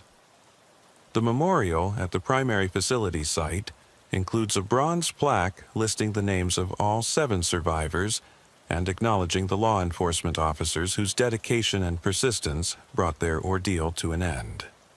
For the broader law enforcement community, the Highway Shield investigation continues to influence training and operational procedures throughout the United States. The case has become a standard component of training curricula at the FBI Academy, state police training facilities, and criminal justice educational programs. It demonstrates that even the most sophisticated criminal enterprises can be defeated through careful investigation, interagency cooperation, and the dedication of officers who understand that their responsibility extends beyond individual cases to protecting the integrity of the entire law enforcement system. The case of the I-75 vanishing mile stands as a testament to the importance of pattern recognition, technological awareness, and the persistence of investigators who understand that sometimes the most dangerous criminals are those who comprehend exactly how public trust operates and how to exploit it for their own purposes. It serves as a permanent reminder that the thin blue line between order and chaos requires constant vigilance to maintain, and that those who wear the badge must always prove themselves worthy of the trust it represents. Thompson's career has been forever shaped by his experience with the Highway Shield investigation. Every shift begins with the same awareness that guided him through the darkest days of hunting Walsh and his network. The uniform he wears represents something larger than himself, something that millions of citizens depend on for their safety and security. That responsibility, he knows, is not something that can ever be taken lightly or for granted. The mile markers along I-75 between exits 160 and 172 now carry additional significance for Michigan State police officers, serving as a reminder of the case that fundamentally changed how they understand their relationship with the public they serve. It's a stretch of highway where the price of vigilance was measured not in traffic citations or routine accident responses, but in human lives that were saved through the dedication of officers who recognize that sometimes the most mundane incidents can be the first threads that, when pulled carefully by skilled investigators, unravel criminal enterprises of stunning complexity and scope. In the end, the Highway Shield investigation represents both a sobering reminder of the vulnerabilities that exist in modern society and an inspiring example of what can be accomplished when law enforcement agencies work together with dedication, professionalism, and an unwavering commitment to protecting the innocent.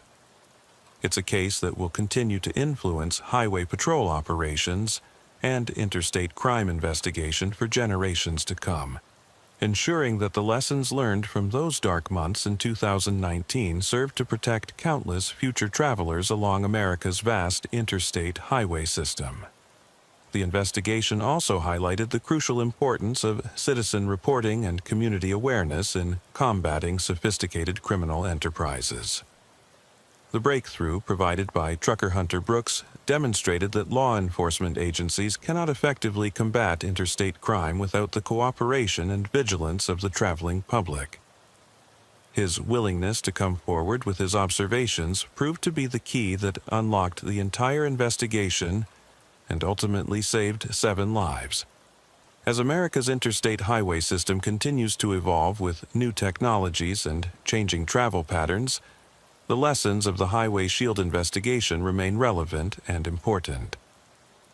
The case serves as a permanent reminder that the freedom and safety of interstate travel depends not just on properly maintained roads and vehicles, but on the continued vigilance of law enforcement officers who understand that their duty extends to protecting the trust and security that makes modern transportation possible. For Michigan State Trooper Michael Thompson, the investigation that began with a single abandoned vehicle in a January blizzard became a career-defining experience that continues to influence his approach to law enforcement and his understanding of the responsibility that comes with wearing the badge.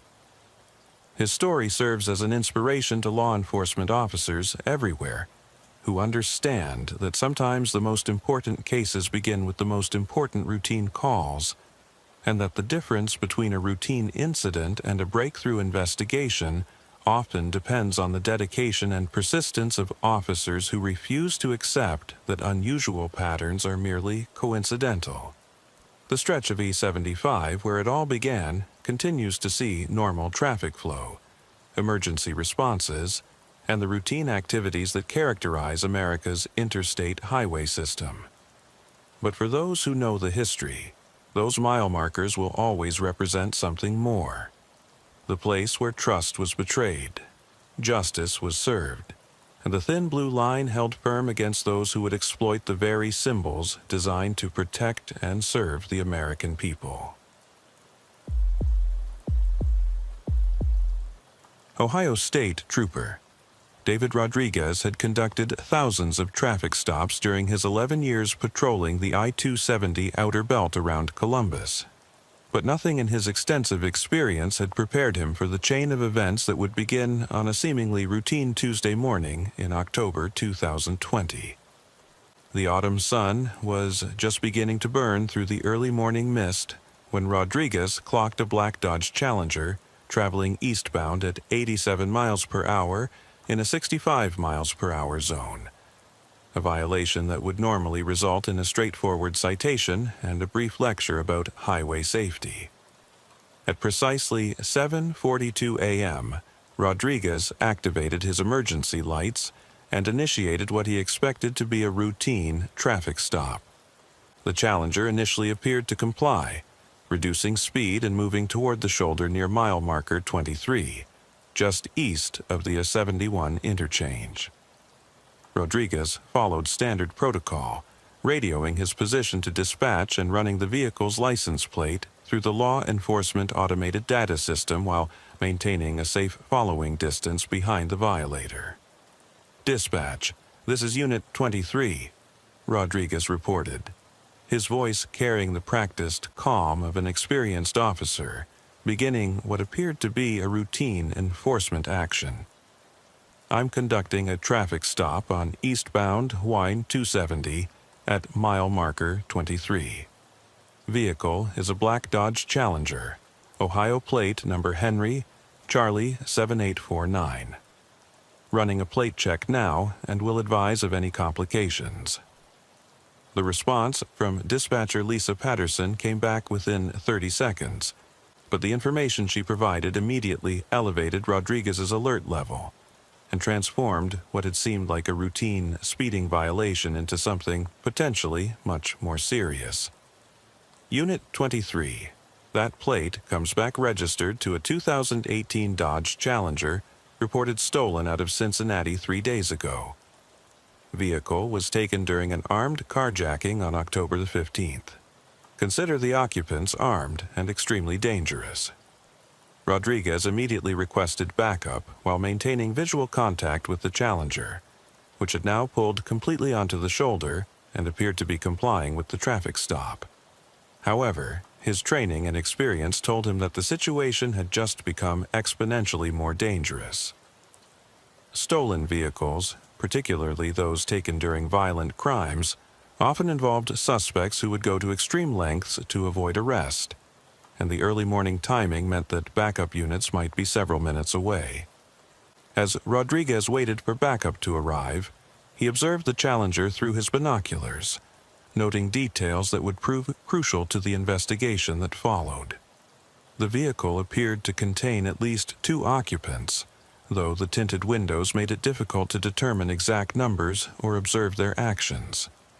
The driver appeared to be a young male, while movement in the passenger seat suggested at least one additional person.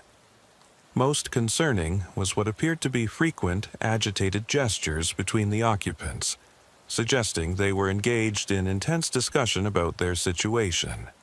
At 7:47 a.m., just as Rodriguez received word that backup units were en route with an estimated arrival time of 4 minutes, the situation took a dramatic and violent turn.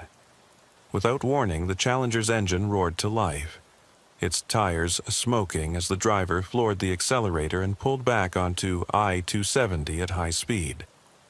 Rodriguez immediately activated his siren and began pursuit, simultaneously broadcasting a Code 3 emergency pursuit notification to dispatch and all units in the area. "Dispatch, Unit 23 is now in pursuit of the stolen Challenger, eastbound on I-270 from mile marker 23, Rodriguez radioed, his voice tense but controlled, as he accelerated to match the fleeing vehicle's speed. Vehicle is traveling at approximately 95 miles per hour and increasing. Request immediate backup and helicopter support. Occupants should be considered armed and extremely dangerous due to the original carjacking circumstances. The high-speed chase that followed would cover more than 40 miles of interstate highway, involve multiple law enforcement agencies, and ultimately result in a catastrophe that would fundamentally change Ohio State Patrol pursuit policies while raising disturbing questions about the true identity of the individuals in the stolen Challenger. What began as a routine traffic enforcement action was about to become one of the most controversial and tragic pursuits in Ohio law enforcement history. Rodriguez's patrol vehicle, a specially equipped Ford Police Interceptor designed for high-speed pursuit situations, was capable of matching the Challenger's performance, but the fleeing vehicle had several tactical advantages that would prove crucial as the chase developed. The Challenger's more powerful engine and lighter weight gave it superior acceleration, while its driver's apparent willingness to take extreme risks allowed the stolen vehicle to maintain distance by weaving dangerously through traffic and ignoring basic safety considerations. As the pursuit continued eastbound on the 270, Rodriguez found himself dealing with increasingly heavy morning commuter traffic that complicated his ability to safely maintain contact with the fleeing vehicle. The Challenger's driver was demonstrating a complete disregard for public safety, passing other vehicles on the shoulder, forcing cars off the roadway, and reaching speeds that Rodriguez's radar indicated were approaching 120 miles per hour in areas where traffic conditions made such speeds extremely dangerous. Dispatch: the suspect vehicle is now traveling at speeds exceeding 115 miles per hour and is driving extremely recklessly, Rodriguez reported. His concentration divided between maintaining pursuit and avoiding collisions with other traffic. The driver is passing on the shoulder, crossing multiple lanes without signaling, and appears to have no regard for public safety. Traffic conditions are becoming increasingly dangerous, and I'm concerned about civilian casualties if this continues. The response from dispatch indicated that additional units were converging on the pursuit route from multiple directions, while the Ohio State Patrol helicopter was being scrambled from its base at Rickenbacker Airport. However, the morning rush-hour traffic patterns meant that the helicopter would require at least 10 minutes to reach the scene, and the ground units were struggling to position themselves effectively due to the high speed of the chase and the unpredictable route the fleeing vehicle was taking. At mile marker 31, near the E70 interchange, the pursuit took an unexpected turn that would prove to be the beginning of the tragic sequence of events that followed. The Challenger suddenly decelerated and took the exit ramp toward eastbound 70, a maneuver that caught Rodriguez momentarily off guard and allowed the suspects to increase their lead by several hundred yards. The transition from I-270 to I-70 also meant that the pursuit was now heading directly toward one of the busiest sections of interstate highway in central Ohio during peak morning commuter hours. The transition onto eastbound Interstate 70 brought the high-speed pursuit into an entirely different operational environment that presented new challenges and exponentially increased risks. I-70 through eastern Columbus and into the suburbs carried significantly heavier traffic volume than the outer belt, with thousands of commuters beginning their daily journey to downtown offices, schools, and businesses throughout the metropolitan area. The morning rush-hour traffic created a complex and constantly changing obstacle course that both the fleeing suspects and pursuing officers would have to navigate at speeds approaching 130 miles per hour. Rodriguez immediately notified dispatch of the route change and requested that traffic control measures be implemented to warn oncoming motorists of the dangerous situation developing on Interstate 70. However, the speed of the pursuit and the distance it was covering made it virtually impossible for the Ohio Department of Transportation to deploy effective traffic management resources quickly enough to clear the roadway ahead of the chase. Dispatch: suspects have taken a 70 eastbound from I-270, Rodriguez reported. his voice showing increasing strain as he worked to maintain visual contact with the Challenger while avoiding collisions with morning commuters who were often unaware of the approaching danger until the last possible moment. Traffic volume is extremely heavy and presents significant danger to civilians. Request immediate coordination with ODOT for traffic control and warning systems. As the pursuit continued eastbound on Interstate 70, several additional Ohio State Patrol units managed to join the chase, including Unit 47 operated by Trooper James Mitchell, a 12-year veteran with extensive experience in high-speed pursuit operations. Mitchell positioned his vehicle as the secondary pursuit unit, allowing Rodriguez to maintain primary contact with the suspects while providing backup and additional radio communication capabilities. The involvement of additional units provided better tactical coordination, but also increased the complexity of the pursuit operation. Multiple high-speed vehicles traveling in formation while weaving through heavy traffic created exponentially greater risks for civilian motorists who might not be aware of the approaching danger until patrol cars and the fleeing vehicle were already upon them. The cacophony of sirens and emergency lights created confusion among commuters, many of whom made sudden, unpredictable lane changes that further complicated the tactical situation.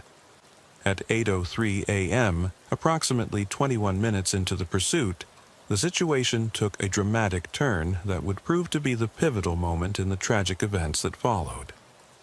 Near mile marker 118, approaching the outskirts of Reynoldsburg, morning traffic had begun to slow due to construction zones and increased volume, as suburban commuters merged onto Interstate 70 from various feeder roads. The traffic congestion forced the Challenger to reduce speed to approximately 85 miles per hour, allowing the pursuing patrol units to close the distance significantly. Trooper Mitchell, now running parallel to Rodriguez in the left lane, observed what appeared to be objects being thrown from the passenger side window of the fleeing Challenger.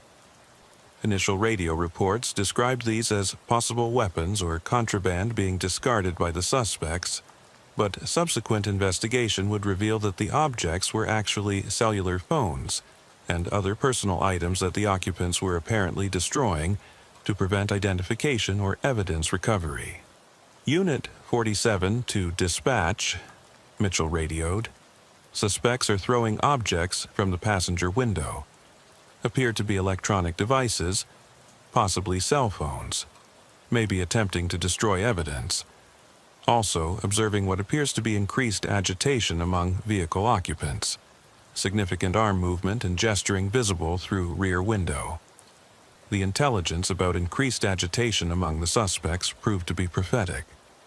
Within minutes of Mitchell's observation, the Challenger suddenly swerved across multiple lanes of traffic in what appeared to be either a deliberate attempt to cause accidents involving the pursuing patrol units or a last desperate effort to escape by taking an upcoming exit at dangerous speed. The maneuver forced several civilian vehicles to brake hard and swerve to avoid collisions, creating a chain reaction of dangerous situations across multiple lanes of the interstate.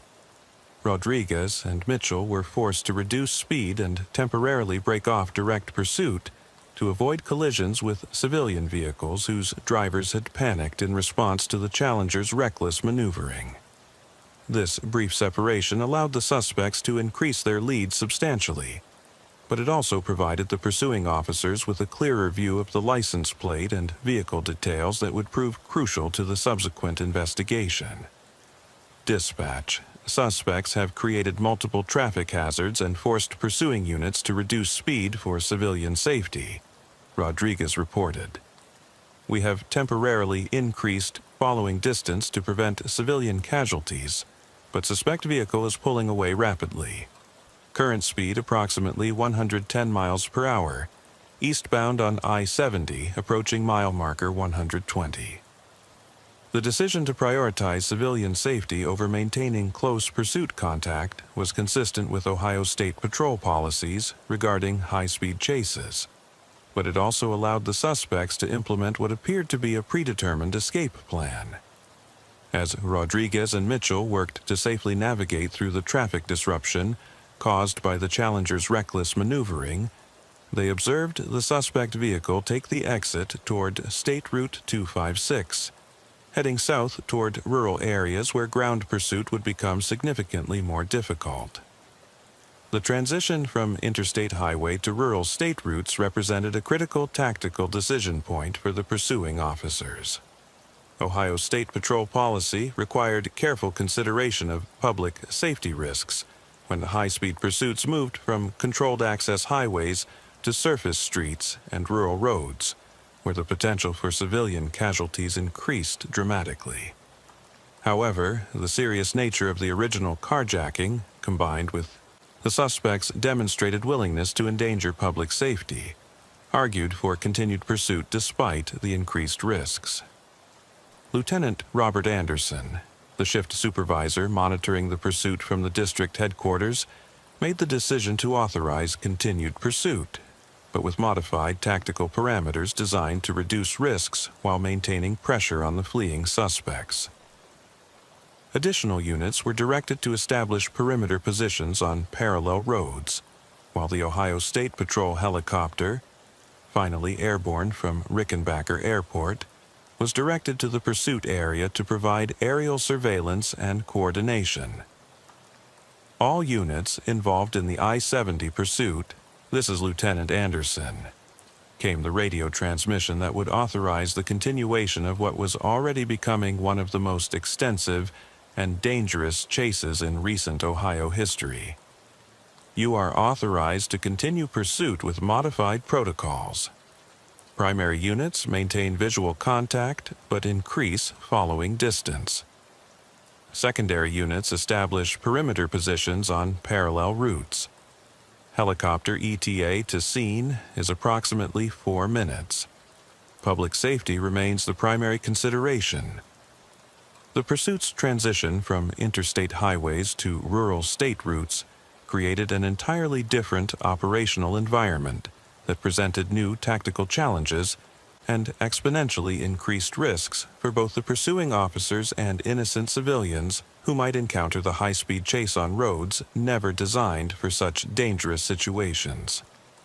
State Route 256 wound through agricultural areas and small communities where the posted speed limits were typically 55 miles per hour or less, making the Challenger's continued speeds of over 100 miles per hour extremely hazardous on roads with curves, hills, and intersections that severely limited visibility. Rodriguez and Mitchell maintained pursuit at a distance of approximately 800 yards, following Ohio State Patrol protocols that required increased separation on surface streets to provide adequate reaction time for unexpected hazards. However, the rural road conditions made visual contact with the fleeing vehicle increasingly difficult, as the Challenger disappeared over hills and around curves that prevented the pursuing officers from maintaining constant surveillance of the suspect's activities and intentions.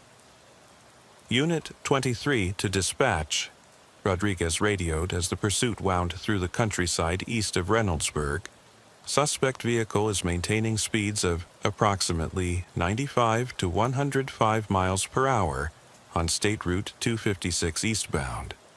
Road conditions include multiple curves and hills that limit visibility. Requesting updated ETA on helicopter support for aerial surveillance. The response from dispatch provided both welcome news about air support and disturbing intelligence about the suspect vehicle's background that would influence tactical decisions for the remainder of the pursuit. Unit 23, helicopter is approximately 2 minutes out and will provide aerial surveillance. Also be advised that Cincinnati PD has updated information on the original carjacking. Suspects were reported to have threatened the victim with what appeared to be automatic weapons, and at least 3 suspects were believed involved in the original crime. Vehicle may contain multiple armed individuals. This intelligence about multiple armed suspects significantly elevated the threat level for the pursuing officers and influenced Lieutenant Anderson's tactical decisions regarding the deployment of additional resources. The possibility that the Challenger contained 3 armed individuals who had already demonstrated a willingness to commit violent crimes meant that any eventual confrontation would require overwhelming tactical advantage to minimize risks to officers and civilians. At 8:19 a.m., 37 minutes into the pursuit, the Ohio State Patrol helicopter arrived over the chase area and immediately began providing aerial surveillance and coordination support that would prove crucial to the tactical management of the increasingly complex situation. The helicopter crew, consisting of pilot Christopher Davis and tactical flight officer Matthew Wilson, quickly established radio contact with the ground units and began relaying real-time intelligence about the suspect vehicle's location, speed, and direction of travel.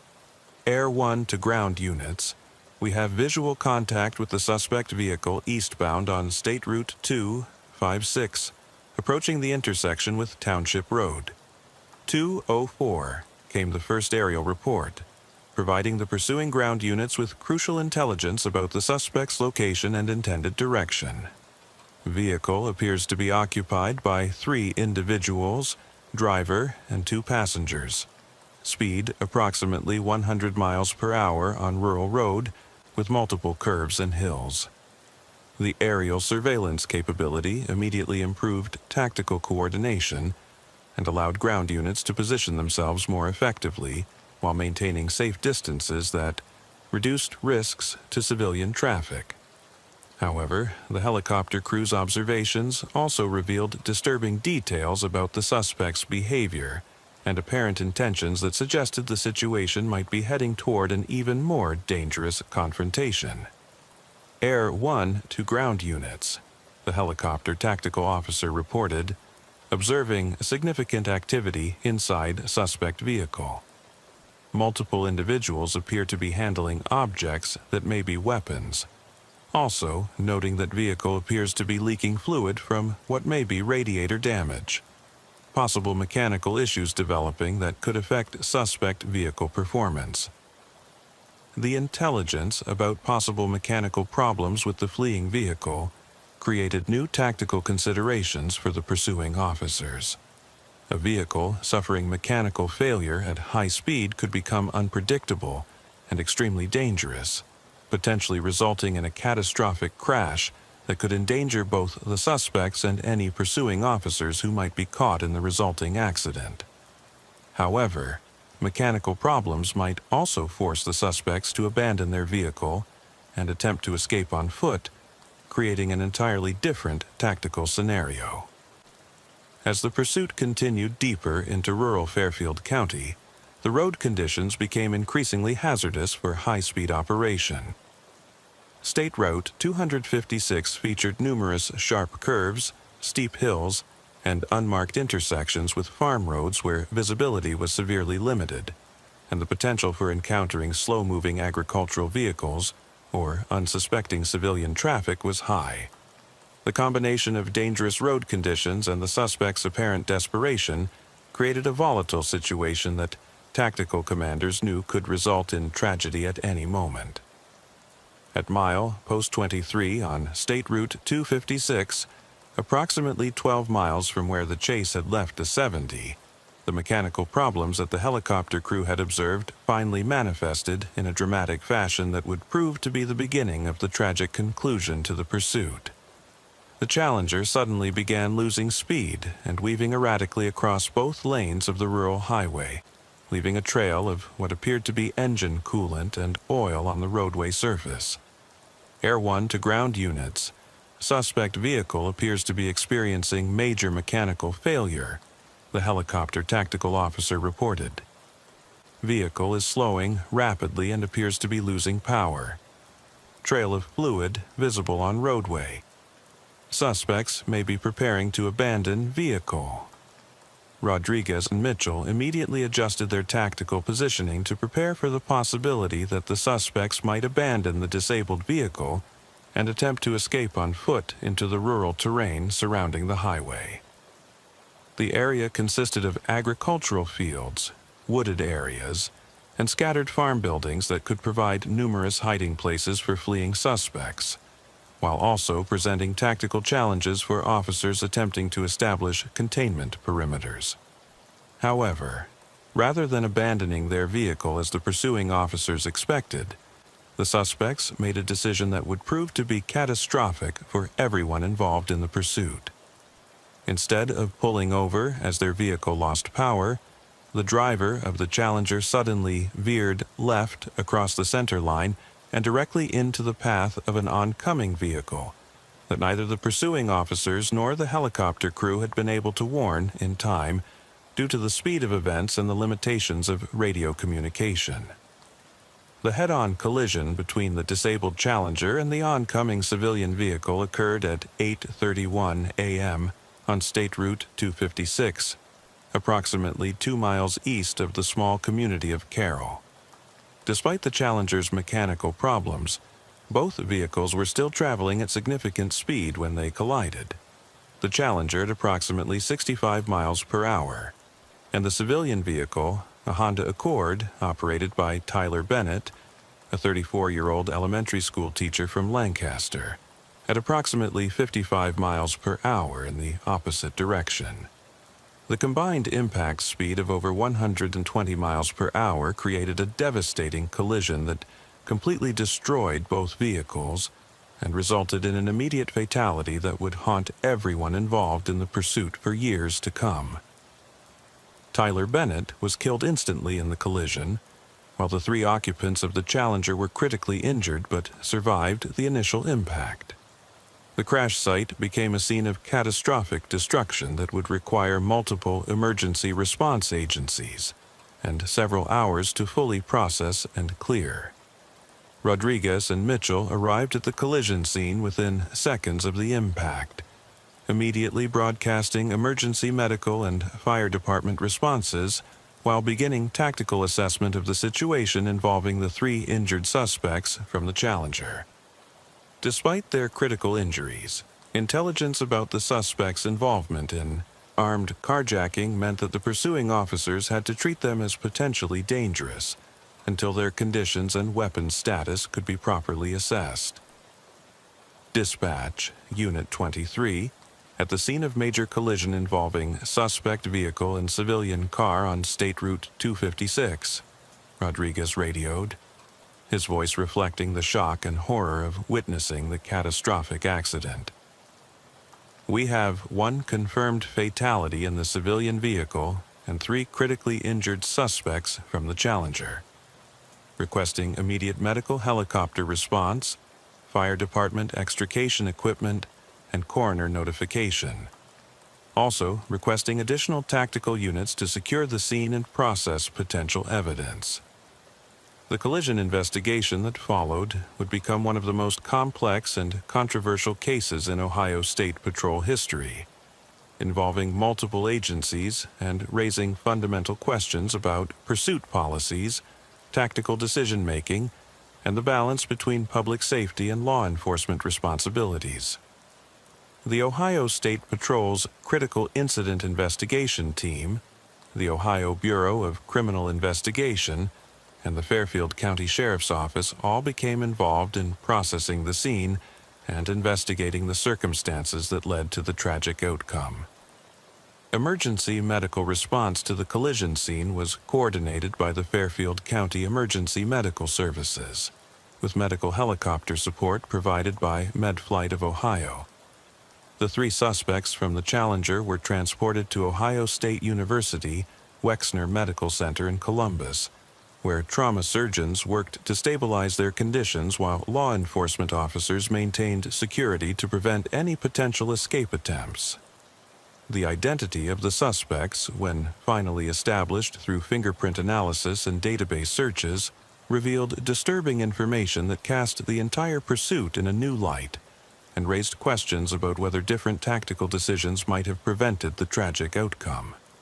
The driver of the Challenger was identified as Brandon Cooper, a 19-year-old with an extensive juvenile criminal record, but no previous convictions for violent crimes.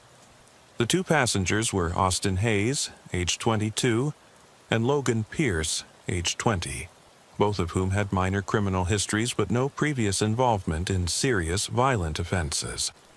Most significantly, none of the three suspects was found to be carrying weapons at the time of the collision, despite the original carjacking report from Cincinnati that had indicated the presence of automatic weapons during the initial crime. Subsequent investigation by Cincinnati police revealed that the original carjacking victim had been mistaken about the weapons. What he had perceived as firearms were actually realistic toy guns that the suspects had used to intimidate him during the vehicle theft. This revelation about the absence of actual weapons raised difficult questions about the tactical decisions made during the pursuit and whether the level of risk accepted by pursuing officers was appropriate given the actual threat level represented by the suspects. The fact that three young men with relatively minor criminal backgrounds had been pursued at high speed for nearly 40 miles, ultimately resulting in the death of an innocent civilian, became a subject of intense scrutiny by both internal affairs investigators and external oversight agencies. Dr. Daniel Johnson, the trauma surgeon who treated the three suspects at OSU Wexner Medical Center, provided medical testimony that became crucial to understanding both the collision dynamics and the suspects' conditions during the pursuit. All three individuals suffered severe trauma consistent with high-speed frontal collision, Dr. Johnson explained during subsequent legal proceedings. However, toxicology screening revealed significant levels of methamphetamine and other stimulants in all three suspects, which would explain their erratic behavior and poor decision-making throughout the pursuit. The presence of illegal stimulants in the suspects' systems provided context for their dangerous driving behavior and apparent disregard for public safety, but it also raised additional questions about whether pursuing officers could have anticipated the heightened unpredictability that drug-impaired suspects might exhibit during a high-speed chase. Ohio State Patrol pursuit policies did include provisions for considering suspect impairment as a factor in tactical decision-making, but such assessments were extremely difficult to make in real time during dynamic pursuit situations. The collision reconstruction performed by the Ohio State Patrol's Technical Crash Investigation Unit provided detailed analysis of the accident dynamics and the factors that contributed to its severity.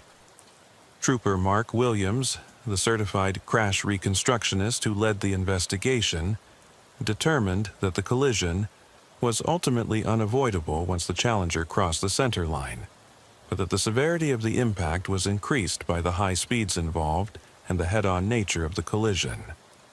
Based on physical evidence, witness statements, and vehicle damage analysis, Williams reported in his official findings, the collision occurred when the suspect vehicle suddenly veered left across the center line and into the path of the oncoming civilian vehicle. The civilian driver had no opportunity to take evasive action due to the sudden nature of the suspect vehicle's movement and the high rate of speed involved. The combined impact speed was approximately 124 miles per hour, which created forces that were unsurvivable for the civilian vehicle operator.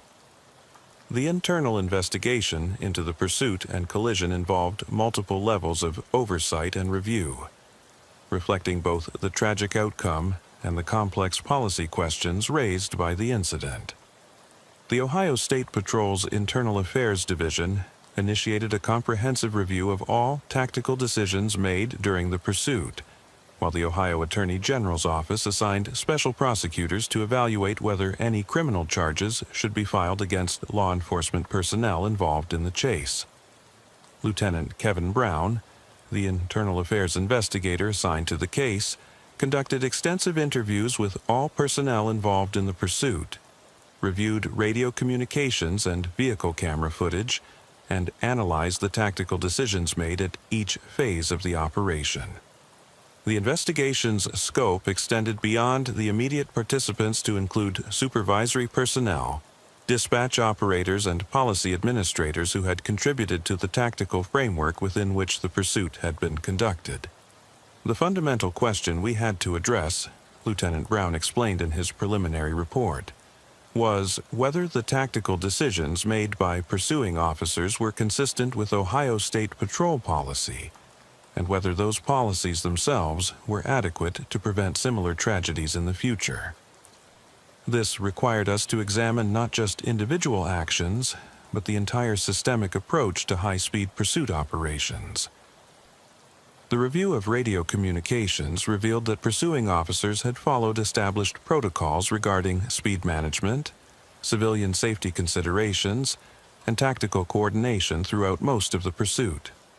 However, the investigation also identified several decision points where alternative tactical approaches might have been available, including opportunities to terminate the pursuit or transition to surveillance mode using helicopter support.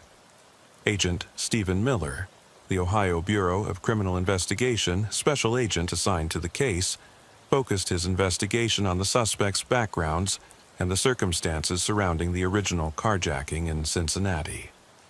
His findings revealed significant discrepancies in the initial crime report that had influenced tactical decision-making throughout the pursuit, and raised questions about the reliability of intelligence that officers received during dynamic situations.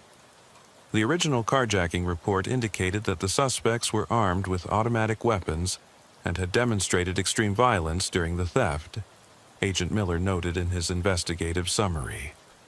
However, subsequent investigation revealed that the victim had misidentified realistic toy guns as actual firearms, and the level of violence involved was significantly less than initially reported.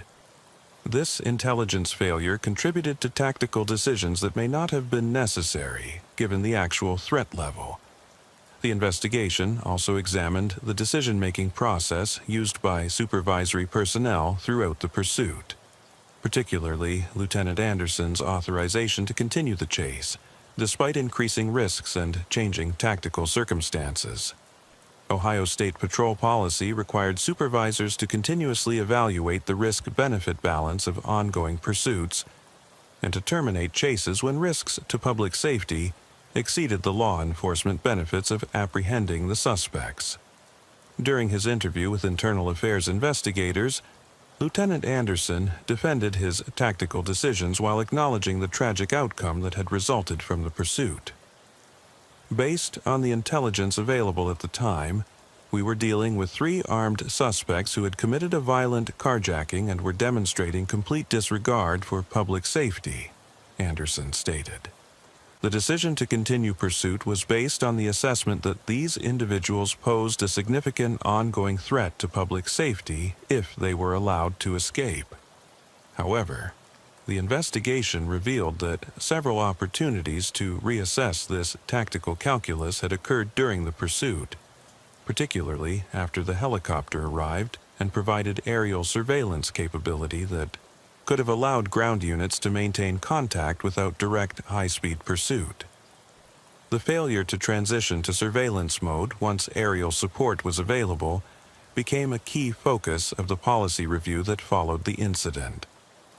Dr. Michelle Clark, a consultant specializing in law enforcement pursuit psychology, was retained by the Attorney General's office to provide expert analysis of the decision-making processes involved in the tragic pursuit. Her evaluation focused on the psychological factors that influence officer behavior during high-stress dynamic situations and the systemic factors that may contribute to pursuit-related tragedies. High-speed pursuits create unique psychological pressures that can affect decision-making in subtle but significant ways, Dr. Clark explained in her expert report. Officers experience elevated stress levels, tunnel vision, and time compression that can impair their ability to continuously reassess tactical situations. Additionally, the pursuit dynamic creates momentum that psychologically favors continuation rather than termination, even when objective risk assessment might suggest alternative approaches. The psychological analysis proved particularly relevant when examining the decision points throughout the pursuit where tactical alternatives might have been available. Dr. Clark's research indicated that officers involved in extended pursuits often develop tunnel vision that focuses their attention on apprehending suspects while reducing their awareness of broader public safety considerations. The tragic outcome of the State Route 256 pursuit prompted a comprehensive review of Ohio State Patrol pursuit policies that would ultimately result in significant changes to training, tactical procedures, and supervisory oversight requirements. The Policy Review Committee, chaired by Colonel Christopher Davis, included representatives from multiple law enforcement agencies, legal experts, and public safety advocates who worked to develop recommendations that would prevent similar tragedies while maintaining effective law enforcement capabilities. The existing Ohio State Patrol pursuit policy, last updated in 2018, provided general guidelines for initiating, continuing, and terminating high-speed chases, but the policy review revealed several areas where more specific guidance was needed. The committee's analysis identified gaps in decision-making criteria, supervisory oversight requirements, and interagency coordination procedures that had contributed to the tragic outcome on State Route 256. Our existing policy framework was generally sound, Colonel Davis explained during public hearings on the policy review. But the Tyler Bennett tragedy revealed that we needed more specific guidance for officers making tactical decisions in dynamic, high-stress situations. We also needed better mechanisms for continuous risk assessment and supervisory intervention throughout extended pursuits. The Policy Review Committee conducted extensive research into pursuit policies used by other state patrol organizations, examining both successful programs that had reduced pursuit-related fatalities and case studies of other tragic outcomes that provided lessons about tactical decision-making and risk management. The committee also consulted with national experts in pursuit management and reviewed academic research on the effectiveness of various tactical approaches. One of the most significant findings of the policy review was the need for more robust supervisory involvement in pursuit operations. The existing policy required supervisory approval for pursuits expected to exceed certain time or distance thresholds, but the review revealed that these thresholds were often exceeded before supervisors could effectively intervene. The new policy framework would require continuous supervisory oversight, with specific decision points for reassessing tactical approaches. The committee also identified the need for better integration of technological capabilities, particularly helicopter support and vehicle tracking systems, that could provide alternatives to traditional ground-based pursuit tactics. The analysis revealed that aerial surveillance capabilities were often underutilized due to deployment delays and coordination challenges, allowing ground pursuits to continue longer than necessary when alternative tactical approaches might have been more appropriate. Captain Amanda Foster, who served on the Policy Review Committee as a representative of field supervisors, emphasized the importance of providing officers with clear decision-making frameworks that could be applied rapidly during dynamic pursuit situations. Officers involved in high-speed pursuits have seconds to make decisions that can have life or death consequences, Captain Foster explained. We needed to provide them with clearer guidelines and better training that would help them make appropriate tactical choices under extreme pressure. The training implications of the policy review were extensive, requiring the development of new curriculum modules focused on pursuit decision-making, risk assessment, and alternative tactical approaches. The Ohio State Patrol Training Academy worked with national experts to develop scenario-based training programs that would help officers practice decision-making skills in simulated high-stress environments. Sergeant Rebecca Turner, the Academy instructor responsible for developing the new pursuit training curriculum, explained that the programs were designed to address both the tactical and psychological aspects of pursuit operations. We needed to help officers understand not just the tactical options available to them, but also the psychological factors that can influence their decision-making during pursuits, Sergeant Turner noted. The training includes extensive scenario work that helps officers practice continuous risk assessment and tactical flexibility. The policy review also addressed the broader question of whether certain types of crimes justified the public safety risks inherent in high-speed pursuits. The committee examined statistical data on pursuit outcomes and developed new guidelines for weighing the seriousness of suspected crimes against the potential risks of pursuit operations, particularly in high-traffic areas or during dangerous road conditions. The legal proceedings resulting from the State Route 256 collision involved both criminal prosecution of the suspects and civil litigation related to the circumstances surrounding Tyler Bennett's death. The complexity of the legal issues required coordination between multiple prosecutors' offices, defense attorneys, and civil rights organizations that were monitoring the case for its potential impact on law enforcement pursuit policies. Brandon Cooper, the 19-year-old driver of the Challenger, was ultimately charged with vehicular homicide, fleeing and eluding police, and multiple traffic violations related to the pursuit and collision. His defense attorney, Lisa Patterson, argued that Cooper's methamphetamine impairment significantly reduced his culpability for the tragic outcome, and that law enforcement tactical decisions had contributed to the circumstances that led to Bennett's death.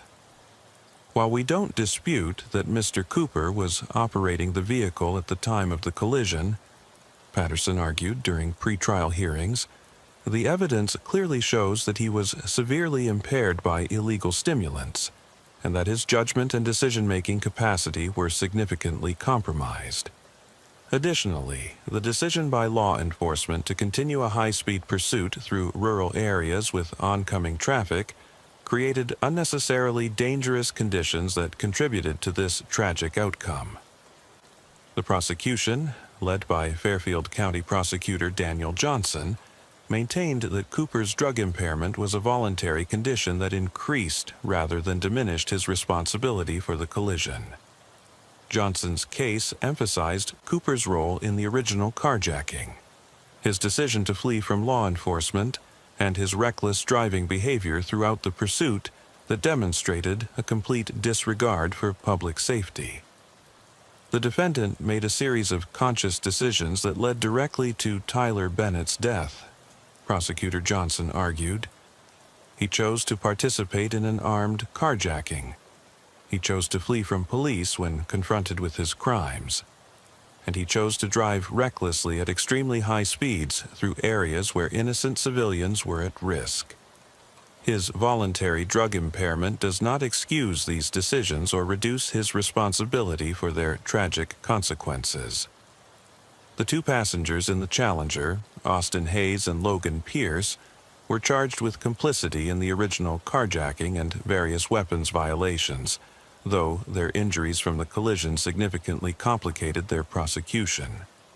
Both men suffered traumatic brain injuries that affected their ability to participate in their own legal defense, requiring extensive medical evaluation and competency hearings to determine their fitness for trial.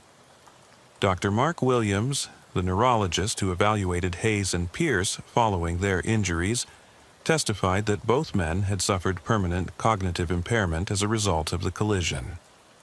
Both patients exhibit significant deficits in memory, executive function, and impulse control that are consistent with severe traumatic brain injury, Dr. Williams explained during competency hearings.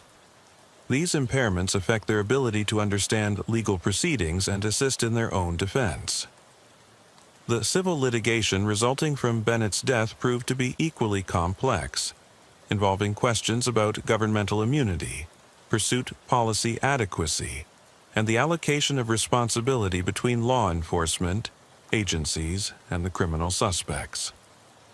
Bennett's family, represented by civil rights attorney Kevin Brown, filed wrongful death lawsuits against the Ohio State Patrol, Fairfield County, and the individual officers involved in the pursuit.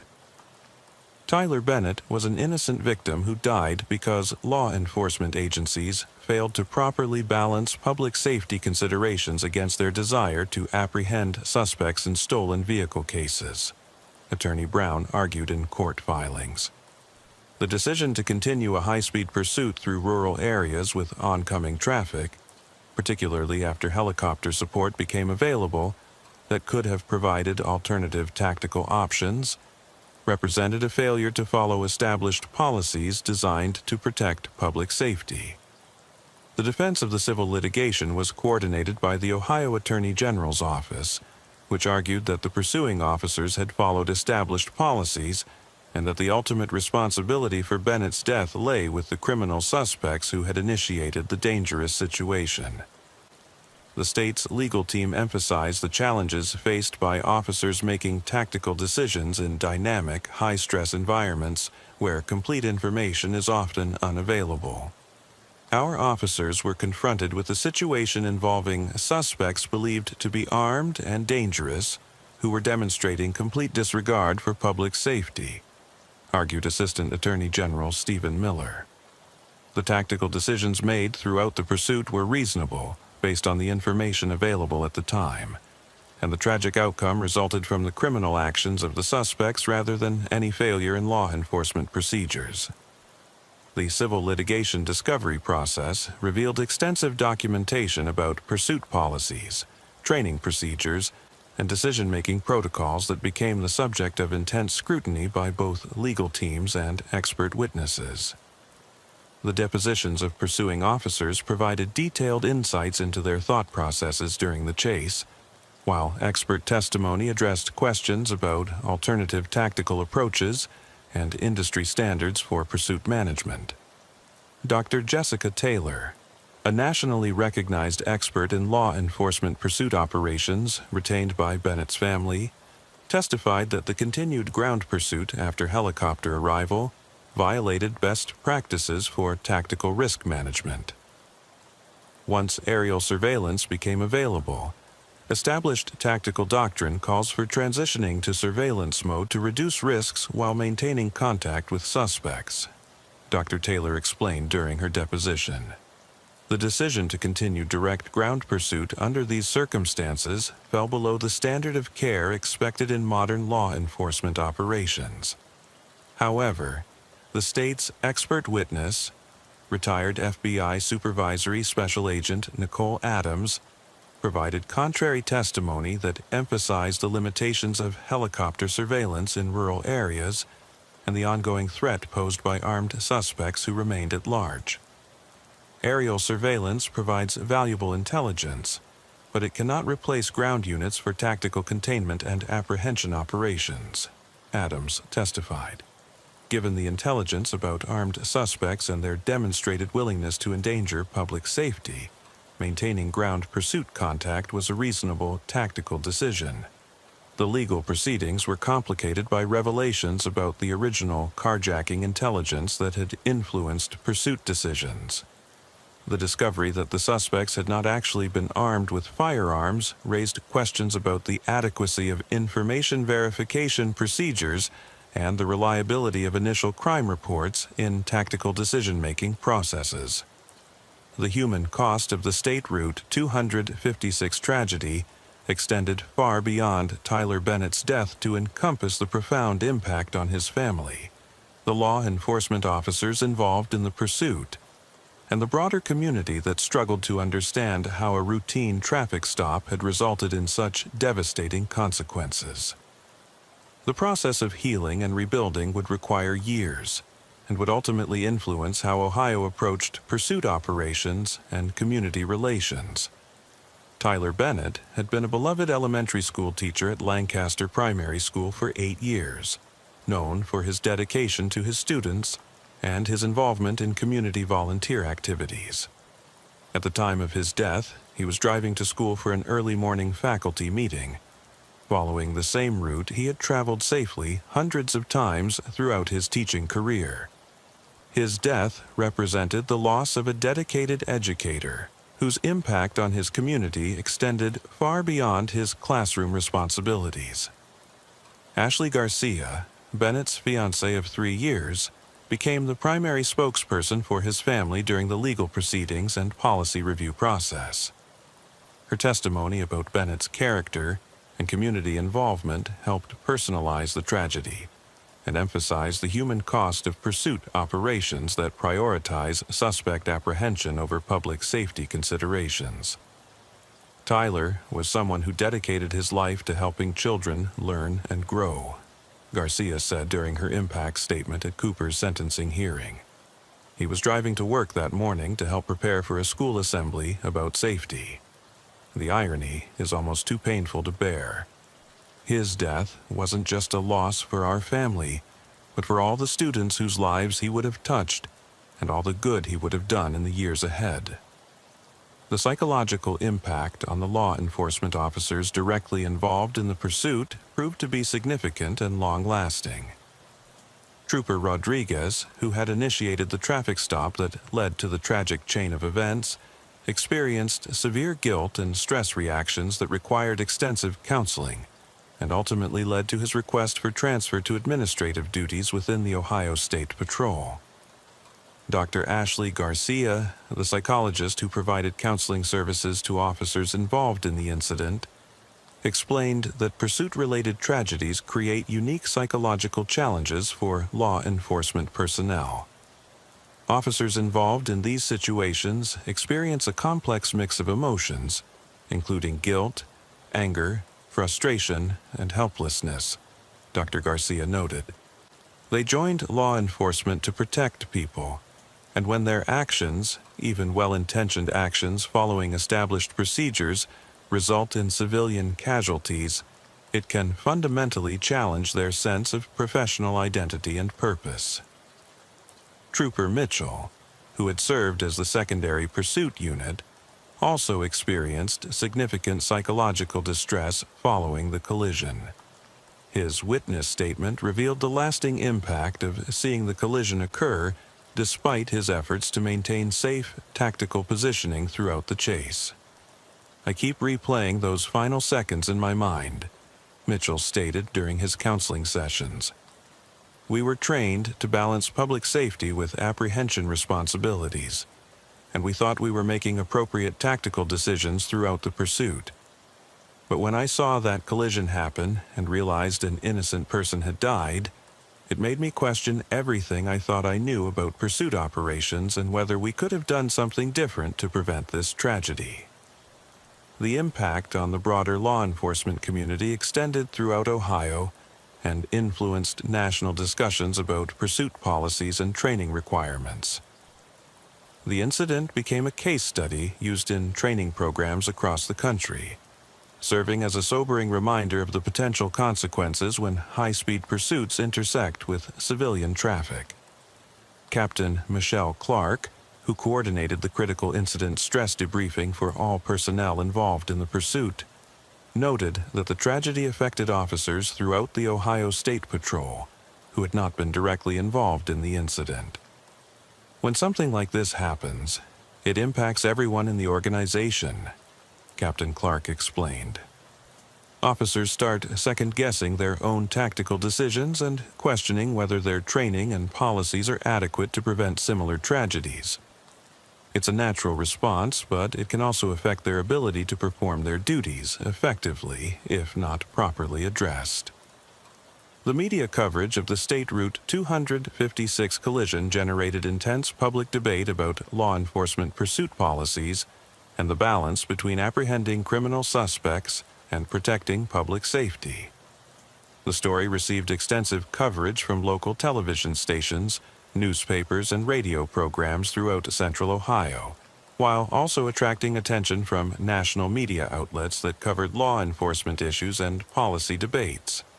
The initial media reports focused primarily on the tragic loss of life and the circumstances surrounding the collision, but coverage quickly evolved to examine broader questions about pursuit policies and accountability.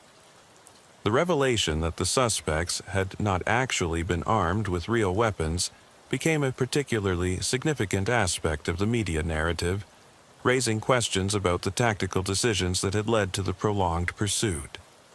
Jordan Phillips, the investigative reporter for WBNS 10 TV, who provided the most comprehensive coverage of the incident, conducted extensive research into Ohio State Patrol pursuit policies, and interviewed experts from across the country about best practices for managing high-speed chases. Her reporting helped educate the public about the complex tactical and legal considerations involved in pursuit operations while maintaining focus on the human cost of the tragedy. The Tyler Bennett case illustrates the incredibly difficult decisions that law enforcement officers face during pursuit situations. Phillips reported in her series on the incident. Officers must make split-second tactical choices based on incomplete information, while balancing the need to apprehend dangerous criminals against the responsibility to protect innocent civilians. When those decisions result in tragedy, it forces all of us to examine whether our policies and training are adequate to guide officers in these life-and-death situations. The Columbus Dispatch provided editorial coverage that called for comprehensive review of pursuit policies and increased transparency in law enforcement decision-making processes. The newspaper's editorial board argued that the Bennett tragedy demonstrated the need for more restrictive pursuit guidelines and better accountability mechanisms when pursuits result in civilian casualties. Tyler Bennett's death was a preventable tragedy that resulted from policy failures and tactical decisions that prioritized suspect apprehension over public safety, the Dispatch editorial stated. While we support law enforcement efforts to apprehend criminals, we cannot accept pursuit policies that create unnecessary risks for innocent citizens who have the right to travel safely on Ohio's roads. However, the media coverage also included perspectives from law enforcement advocates and police union representatives who argued that restrictive pursuit policies could undermine public safety by allowing dangerous criminals to escape accountability. The Fraternal Order of Police Lodge No. 9 in Columbus issued statements defending the officers involved in the pursuit while acknowledging the tragic outcome.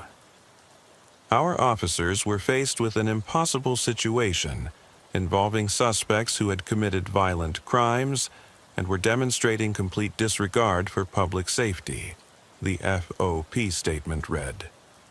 While we deeply regret Tyler Bennett's death and extend our condolences to his family, we cannot allow this tragedy to result in policies that would essentially give criminals carte blanche to flee from law enforcement without consequences. The social media response to the incident reflected the polarized nature of public opinion regarding law enforcement accountability and pursuit policies. Facebook groups and Twitter discussions featured heated debates between supporters of law enforcement who emphasized the challenges officers face and critics who argued for more restrictive pursuit guidelines and greater accountability for tragic outcomes. Dr. Casey Morgan, a communications professor at Ohio State University, who studied public opinion regarding law enforcement issues, noted that the Bennett case generated particularly intense responses due to its intersection of multiple controversial topics. This case touches on questions about police accountability, public safety, criminal justice policy, and the appropriate use of force by government agents, Dr. Morgan explained. It's not surprising that it generated such passionate responses from people across the political spectrum. The media attention ultimately influenced the policy review process by maintaining public focus on the need for reform and accountability. The extensive coverage ensured that policymakers and law enforcement administrators could not simply wait for public attention to fade before addressing the systemic issues that had contributed to the tragedy. As the investigation into the State Route 256 tragedy deepened, law enforcement agencies worked to understand the backgrounds and motivations of the three young men whose decisions had initiated the fatal chain of events. The detailed background investigation revealed a complex picture of individuals whose relatively minor criminal histories had not predicted their involvement in the violent carjacking and subsequent high-speed flight that resulted in Tyler Bennett's death. Brandon Cooper, the 19-year-old driver of the stolen Challenger, had grown up in a troubled household in Cincinnati, where domestic violence and substance abuse had created an unstable environment that contributed to his early involvement in criminal activity. His juvenile record included several arrests for theft and drug possession, but nothing in his history suggested a propensity for the violent behavior that characterized the carjacking and pursuit. Social services records obtained during the investigation revealed that Cooper had been removed from his home twice during his childhood due to neglect and abuse, spending several years in foster care before returning to live with relatives. His academic performance had declined significantly during high school, and he had dropped out during his senior year despite showing above-average intelligence on standardized tests. Brandon was a kid who never really had a fair chance, explained Riley Parker, his former foster mother who had cared for him during middle school years. He was bright and could be very charming when he wanted to be, but he had so much anger and hurt from his childhood experiences. We tried to get him counseling and support, but the system just didn't provide the long-term consistency he needed to overcome his early trauma. The investigation revealed that Cooper had begun using methamphetamine regularly during his late teens, a development that his former counselors and social workers identified as a turning point that had accelerated his involvement in more serious criminal activity. The drug use had also contributed to increasingly erratic behavior and poor decision-making that may have influenced his actions during the carjacking and pursuit. Austin Hayes, the 22-year-old passenger, had a somewhat different background that included military service and previous employment in legitimate jobs, but also included struggles with substance abuse that had derailed his attempts to maintain stable housing and employment. Hayes had served briefly in the Army National Guard before receiving a discharge related to drug use, ending what had been a promising opportunity for career development and stability. Family members interviewed during the investigation described Hayes as someone who had struggled to find direction in life, but who had not previously been involved in violent crimes. His criminal history included several arrests for drug possession and minor theft charges, but nothing that suggested he would participate in the type of violent carjacking that had initiated the tragic pursuit. Austin was always trying to get his life together, but he couldn't seem to stay away from drugs and the people who used them, explained his sister Dakota Smith, a nurse who had repeatedly attempted to help him with his addiction issues. He wasn't a violent person by nature, but when he was using drugs, especially methamphetamine, he would make terrible decisions and get involved with dangerous people. I think he got caught up in something that was way beyond what he had ever done before. Logan Pierce, the 20-year-old second passenger, had perhaps the most minor criminal background of the three suspects, with only a few arrests for marijuana possession and underage drinking. His involvement in the carjacking appeared to have been largely circumstantial, as evidence suggested he had been recruited by Cooper and Hayes only hours before the crime occurred. Pierce's family described him as someone who was easily influenced by others, and who often made poor decisions when trying to fit in with groups that he perceived as exciting or adventurous. His mother, Casey Morgan, a single parent who had worked multiple jobs to support her family, expressed devastation about her son's involvement in events that had resulted in such tragic consequences. Logan was never the leader in anything. He was always the follower who went along with whatever his friends wanted to do, Morgan explained during her interview with investigators. I tried to teach him to make good choices and stay away from trouble, but he was so desperate to be accepted by other kids that he would do almost anything they asked. I never imagined that would lead to something like this. The drug screening results from all three suspects revealed significant levels of methamphetamine and other stimulants that would have severely impaired their judgment and increased their aggressiveness during both the carjacking and the subsequent pursuit. The toxicology evidence helped explain their apparently irrational decision-making, but also raised questions about their legal culpability given their voluntary impairment. Dr. Hunter Brooks, the forensic psychiatrist who evaluated all three suspects for the court proceedings, concluded that their substance abuse had contributed significantly to their involvement in the crimes, but did not constitute a legal defense for their actions. All three defendants were severely impaired by illegal stimulants at the time of these offenses, Dr. Brooks reported. However, their impairment was voluntary and appears to have been part of a pattern of escalating drug use that increased their willingness to engage in high-risk criminal behavior. The comprehensive review of the State Route 256 incident resulted in significant institutional changes within the Ohio State Patrol and influenced pursuit policies throughout law enforcement agencies across the state and nation. The reforms addressed training requirements, supervisory oversight procedures, tactical decision-making protocols, and technology integration designed to prevent similar tragedies while maintaining effective law enforcement capabilities.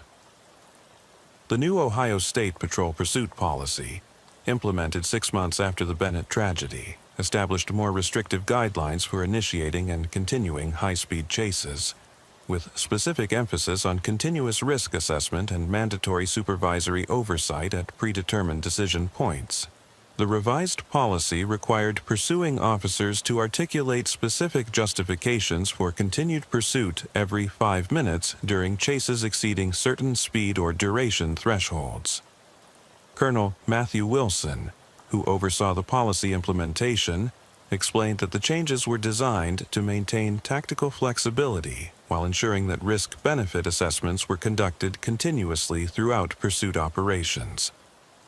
The new policy doesn't prohibit pursuits, but it requires officers and supervisors to continuously evaluate whether the law enforcement benefits of apprehending suspects justify the risks to public safety.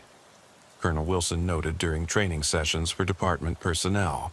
The policy changes included mandatory transition to surveillance mode when helicopter support became available, unless specific tactical circumstances required continued ground pursuit.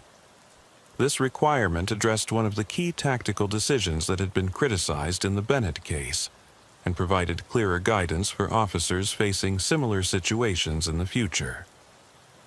The Ohio State Patrol Training Academy developed extensive new curriculum modules focused on pursuit decision-making that incorporated lessons learned from the Bennett tragedy and other pursuit-related incidents from across the country. The training programs used scenario-based exercises that required officers to practice continuous risk assessment and tactical flexibility under simulated high-stress conditions. Sergeant Daniel Johnson, the Academy instructor who developed much of the new curriculum, emphasized that the training was designed to help officers understand both the tactical options available to them and the psychological factors that can influence decision-making during pursuits. We needed to help officers recognize that the goal of any pursuit is public safety, not just suspect apprehension, Sergeant Johnson explained. Sometimes the best tactical decision is to terminate direct pursuit and rely on other methods to locate and apprehend suspects. The technological improvements implemented as a result of the policy review included enhanced GPS tracking capabilities for patrol vehicles, improved radio communication systems, and better coordination protocols with helicopter units. These technological enhancements were designed to provide pursuing officers and supervisors with better real-time information about pursuit locations, speeds, and tactical options. The integration of predictive technology that could provide officers with information about upcoming road conditions, traffic patterns, and potential hazards became a significant component of the new tactical approach. The system used GPS data and traffic monitoring information to alert pursuing officers about dangerous intersections, construction zones, school areas, and other locations where continued pursuit might pose unacceptable risks to public safety. Captain Mark Williams, who coordinated the technology integration project, noted that the new systems provided officers with information that had never been available during dynamic pursuit situations. Officers involved in high-speed pursuits now have access to real-time information about what lies ahead on their pursuit route, Captain Williams explained. This allows them to make more informed tactical decisions and helps supervisors understand the risks involved in authorizing continued pursuit.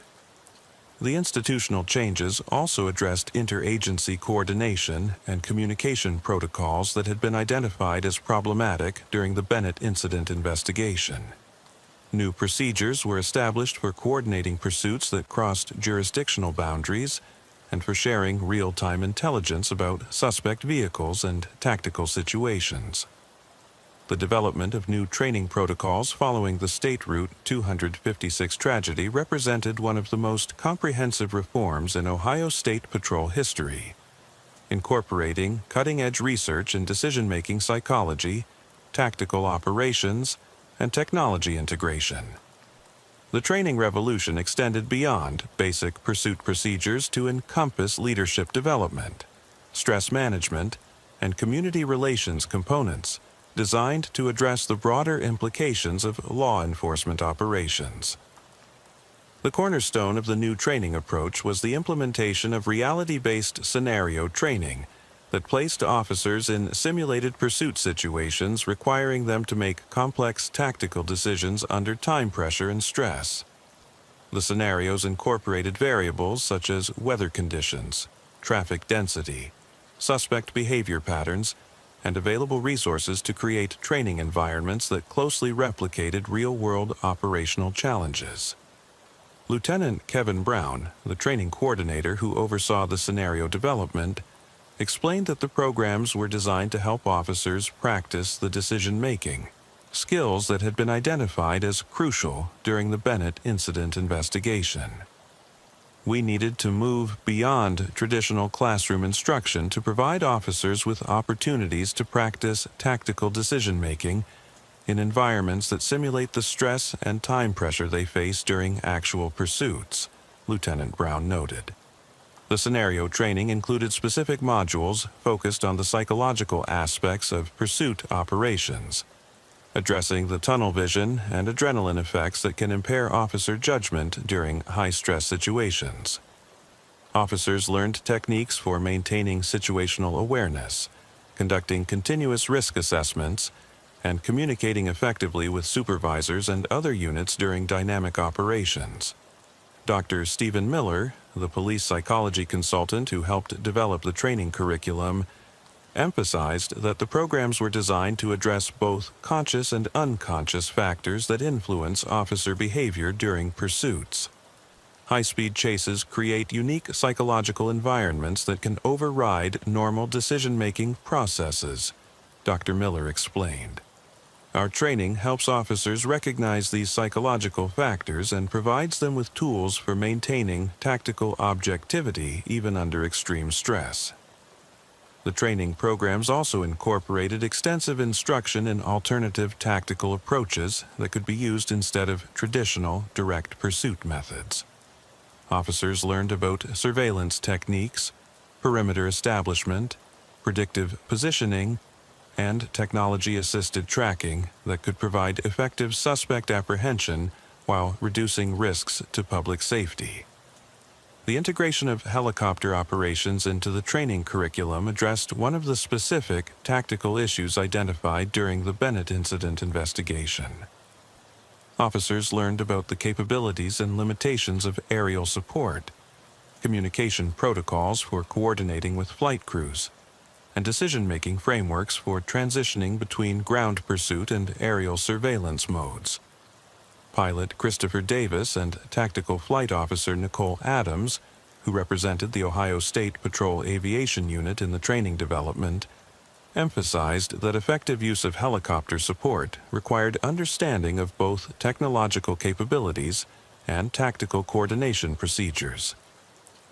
Aerial surveillance can provide tremendous tactical advantages, but only if ground units understand how to integrate helicopter operations into their tactical planning, Pilot Davis explained during instructor training sessions. The supervisory training components addressed the leadership and decision-making responsibilities that had been identified as crucial during the Bennett incident investigation. Supervisors learned about risk assessment methodologies, tactical decision-making frameworks, and communication techniques for managing complex multi-unit operations under stress. The training programs also addressed the community relations implications of pursuit operations, helping officers understand how their tactical decisions affect public trust and community safety. This component included instruction in public communication, media relations, and community engagement techniques designed to maintain transparency and accountability in law enforcement operations.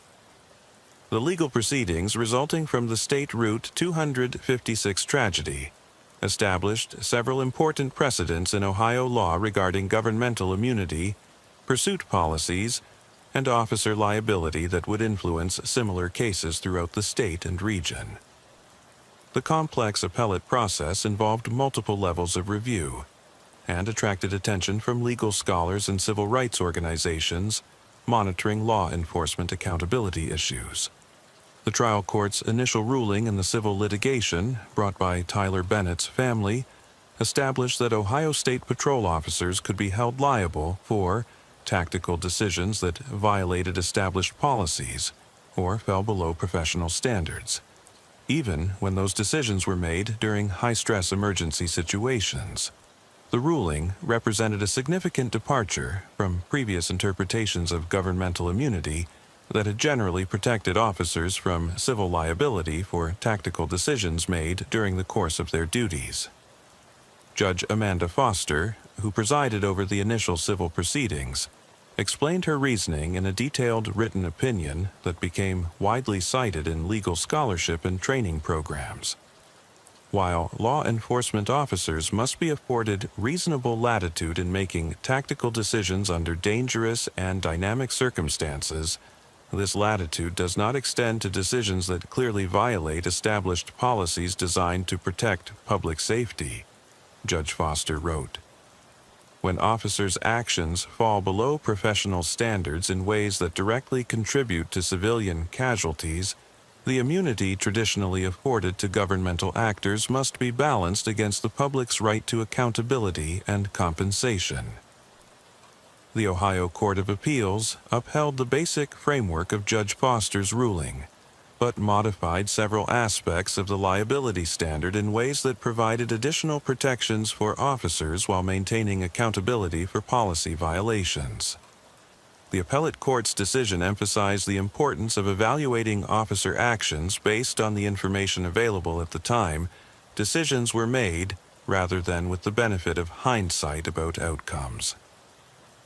Justice Rebecca Turner, who authored the Court of Appeals opinion, noted that pursuit situations create unique challenges for applying traditional liability standards due to their dynamic nature and the limited time available for decision-making.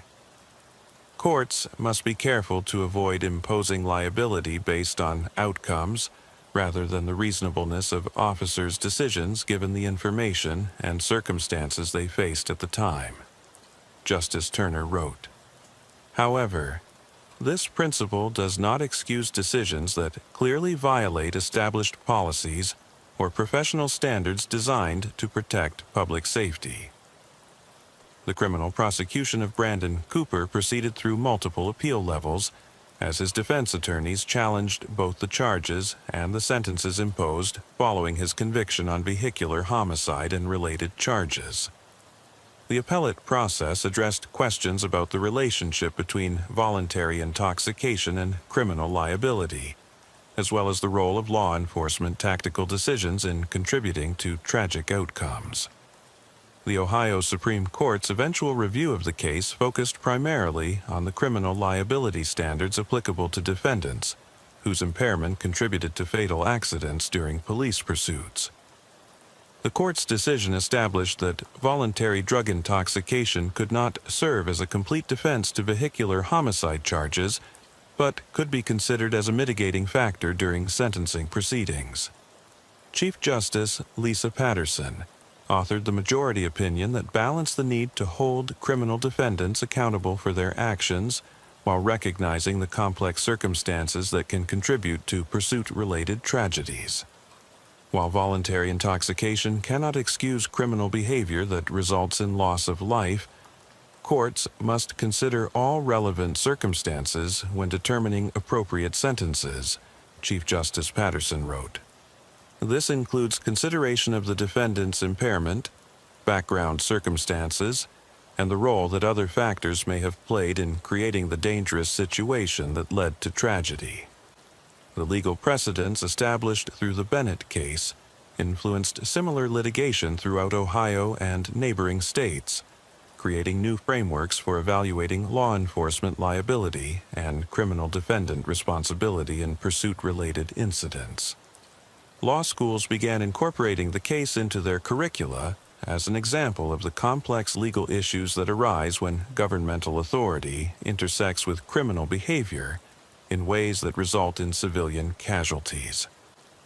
Professor Daniel Johnson of Ohio State University's Moritz College of Law, who wrote extensively about the Bennett case's legal implications, noted that the decisions represented an important evolution in balancing law enforcement authority with accountability principles. The Bennett case established that officers can be held liable for tactical decisions that violate established policies, while also recognizing the unique challenges of making decisions under extreme stress, Professor Johnson explained. This balance is crucial for maintaining both effective law enforcement and public trust in government institutions. The process of community healing following the State Route 256 tragedy involved extensive efforts by law enforcement agencies, local government, and civic organizations to rebuild trust and implement reforms that would prevent similar incidents while maintaining effective public safety services. The healing process extended over several years and required sustained commitment from all stakeholders to address the underlying issues that had contributed to the tragic outcome. The Ohio State Patrol initiated a comprehensive community engagement program designed to improve transparency and communication with the public about pursuit policies, tactical procedures, and officer training requirements. The program included regular public meetings where citizens could ask questions about law enforcement operations and provide input about policy development and implementation. Major Michelle Clark, who coordinated the community engagement efforts, explained that the program was designed to rebuild trust through transparency and accountability rather than simply waiting for public attention to fade. We recognized that Tyler Bennett's death had damaged the community's trust in our operations, and we knew that rebuilding that trust would require ongoing effort and genuine commitment to reform, Major Clark noted during one of the public meetings. We wanted the community to understand not just what we were changing, but why those changes were necessary and how they would be implemented. The community engagement program included regular presentations at schools, civic organizations, and community groups where Ohio State Patrol personnel explained the new pursuit policies and training procedures that had been implemented following the Bennett tragedy. These presentations provided opportunities for citizens to ask questions about law enforcement operations and to understand the challenges officers face during high-stress situations. The Lancaster community, where Tyler Bennett had taught, also initiated its own healing and memorial efforts, establishing a scholarship fund in his name and creating educational programs about highway safety and the importance of community involvement in public policy development. The Tyler Bennett Memorial Scholarship provided financial assistance to students pursuing careers in education, while the highway safety programs educated drivers about the risks associated with high-speed travel and the importance of cooperation with law enforcement. Ashley Garcia, Bennett's fiancée, became actively involved in the community healing efforts and served as an advocate for pursuit policy reform throughout Ohio and neighboring states. Her testimony before legislative committees and policy review boards helped maintain focus on the human cost of pursuit-related tragedies, while advocating for reforms that would prevent similar losses. Tyler's death cannot be undone, but it can serve a purpose if it leads to changes that save other lives, Garcia testified during legislative hearings on pursuit policy reform. I don't want any other family to experience the loss and grief that Tyler's death has caused. and I believe that effective policy reforms and training improvements can prevent many of these tragedies without compromising law enforcement effectiveness. The broader law enforcement community in Ohio also engaged in extensive self-examination and reform efforts that extended beyond the specific policies and procedures that had been changed following the Bennett investigation. Professional organizations, training academies, and individual agencies conducted comprehensive reviews of their operations to identify potential improvements and ensure that the lessons learned from the tragedy were implemented throughout the state. The Ohio Association of Chiefs of Police established a special committee focused on pursuit policy development that worked to share best practices and coordinate reform efforts across different agencies and jurisdictions. The committee's work resulted in model policies that smaller agencies could adopt to ensure consistency in tactical approaches and accountability standards. Chief Kevin Brown of the Fairfield County Sheriff's Office, who chaired the committee, emphasized that the reform efforts were designed to improve law enforcement effectiveness as well as public safety. Better policies and training don't just protect civilians, they also protect officers by providing them with clearer guidance and better support for making difficult tactical decisions, Chief Brown explained during a statewide law enforcement conference. When officers have confidence in their training and policies, they can perform their duties more effectively and with greater peace of mind. 5 years after the tragic collision on State Route 256, the impact of Tyler Bennett's death continues to influence law enforcement training, policy development, and community relations throughout Ohio and beyond. The comprehensive reforms implemented following the incident have become a model for other states seeking to balance effective law enforcement with public safety protection, while the ongoing memorial and educational efforts ensure that the lessons learned from the tragedy continue to benefit future generations. The statistical evidence regarding pursuit operations in Ohio demonstrates the effectiveness of the policy reforms and training improvements that were implemented following the Bennett incident. Pursuit-related fatalities involving civilian bystanders decreased by more than 60% in the 5 years following the policy changes, while arrest rates for suspects involved in high-speed chases remained relatively stable, indicating that the reforms improved public safety without significantly compromising law enforcement effectiveness. Colonel Christopher Davis, who continued to oversee the Ohio State Patrol's pursuit operations, noted that the statistical improvements reflected not just policy changes but also cultural shifts within law enforcement agencies that emphasized public safety as the primary consideration in tactical decision-making. The numbers show that we can protect public safety while still effectively apprehending dangerous criminals, Colonel Davis explained during a recent review of the program's effectiveness. The key is ensuring that officers understand that their primary mission is protecting the public, and that sometimes this means accepting that suspects may temporarily escape rather than pursuing them under dangerous conditions. The training programs developed following the Bennett tragedy have been adopted by law enforcement agencies throughout the Midwest and have influenced national standards for pursuit training and policy development. The International Association of Chiefs of Police has incorporated elements of the Ohio training curriculum into their model programs, while several other states have adopted similar policy frameworks for managing high-speed pursuits. The technological improvements implemented as part of the reform effort have also proven effective in providing officers with better real-time information during pursuit operations.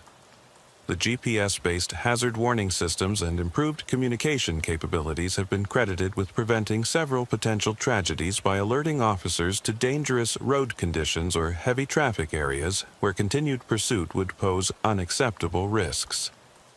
Trooper David Rodriguez, who initiated the traffic stop that led to the Bennett tragedy, eventually returned to road patrol duties after extensive counseling and additional training. His experience with the incident made him a valuable resource for training other officers about the importance of continuous risk assessment and tactical flexibility during pursuit operations. I'll never forget what happened that morning. And I'll never stop wishing that we could have prevented Tyler Bennett's death, Rodriguez reflected during a recent interview about his experience.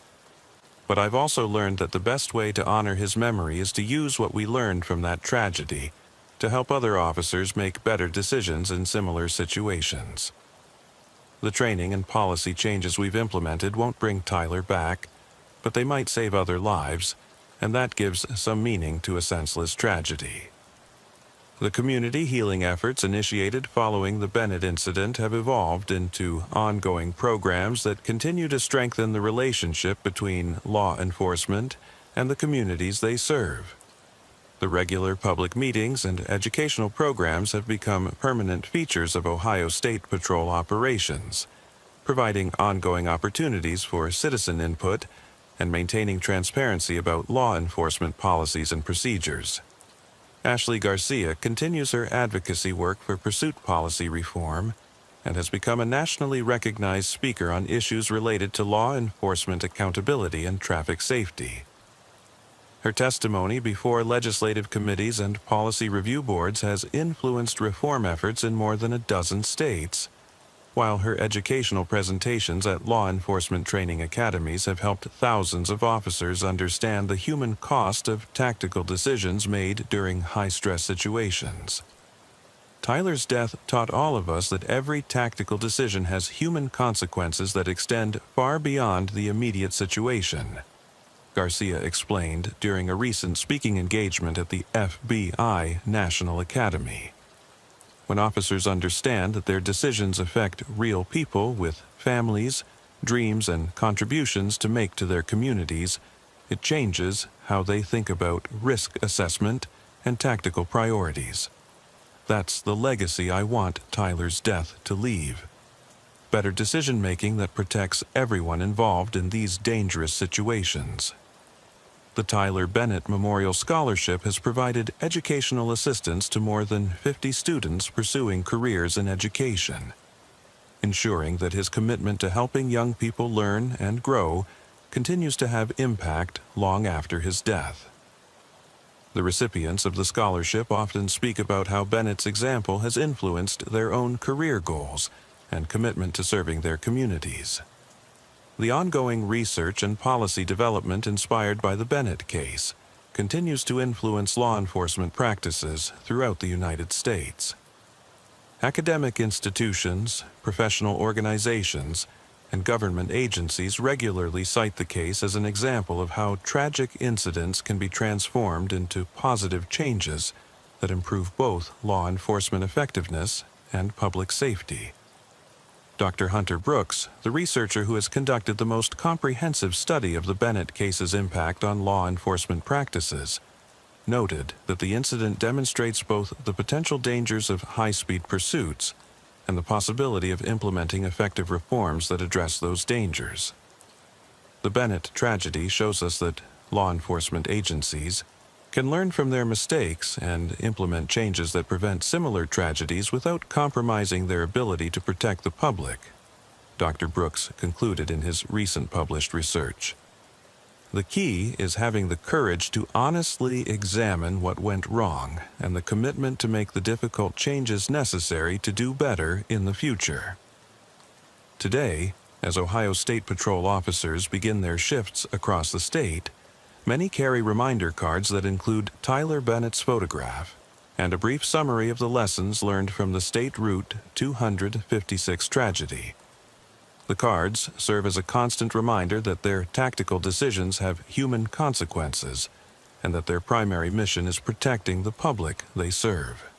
The stretch of State Route 256 where the collision occurred now features a roadside memorial that honors Tyler Bennett's memory, while providing information about highway safety and the importance of cooperation between law enforcement and the community. The memorial serves as a permanent reminder of the human cost of high-speed pursuits, while also recognizing the positive changes that have resulted from the tragedy. In the end, the legacy of the State Route 256 incident stands as a testament to the possibility of transforming tragedy into positive change through honest examination, comprehensive reform, and sustained commitment to improvement. While Tyler Bennett's death cannot be undone, the reforms implemented in response to his loss have undoubtedly saved other lives and will continue to protect both law enforcement officers and the communities they serve for years to come. The case serves as a permanent reminder that effective law enforcement requires not just courage and dedication, but also wisdom, humility, and the willingness to continuously learn and improve. It demonstrates that the thin blue line between order and chaos is maintained not just by individual heroism, but by institutional commitment to excellence, accountability, and the protection of all members of the community. For the families, officers, and communities affected by the State Route 256 tragedy, the healing process continues. But their experience has created a legacy of reform and improvement that honors Tyler Bennett's memory, while working to ensure that similar tragedies become increasingly rare through better training, policies, and decision-making processes that prioritize public safety above all other considerations.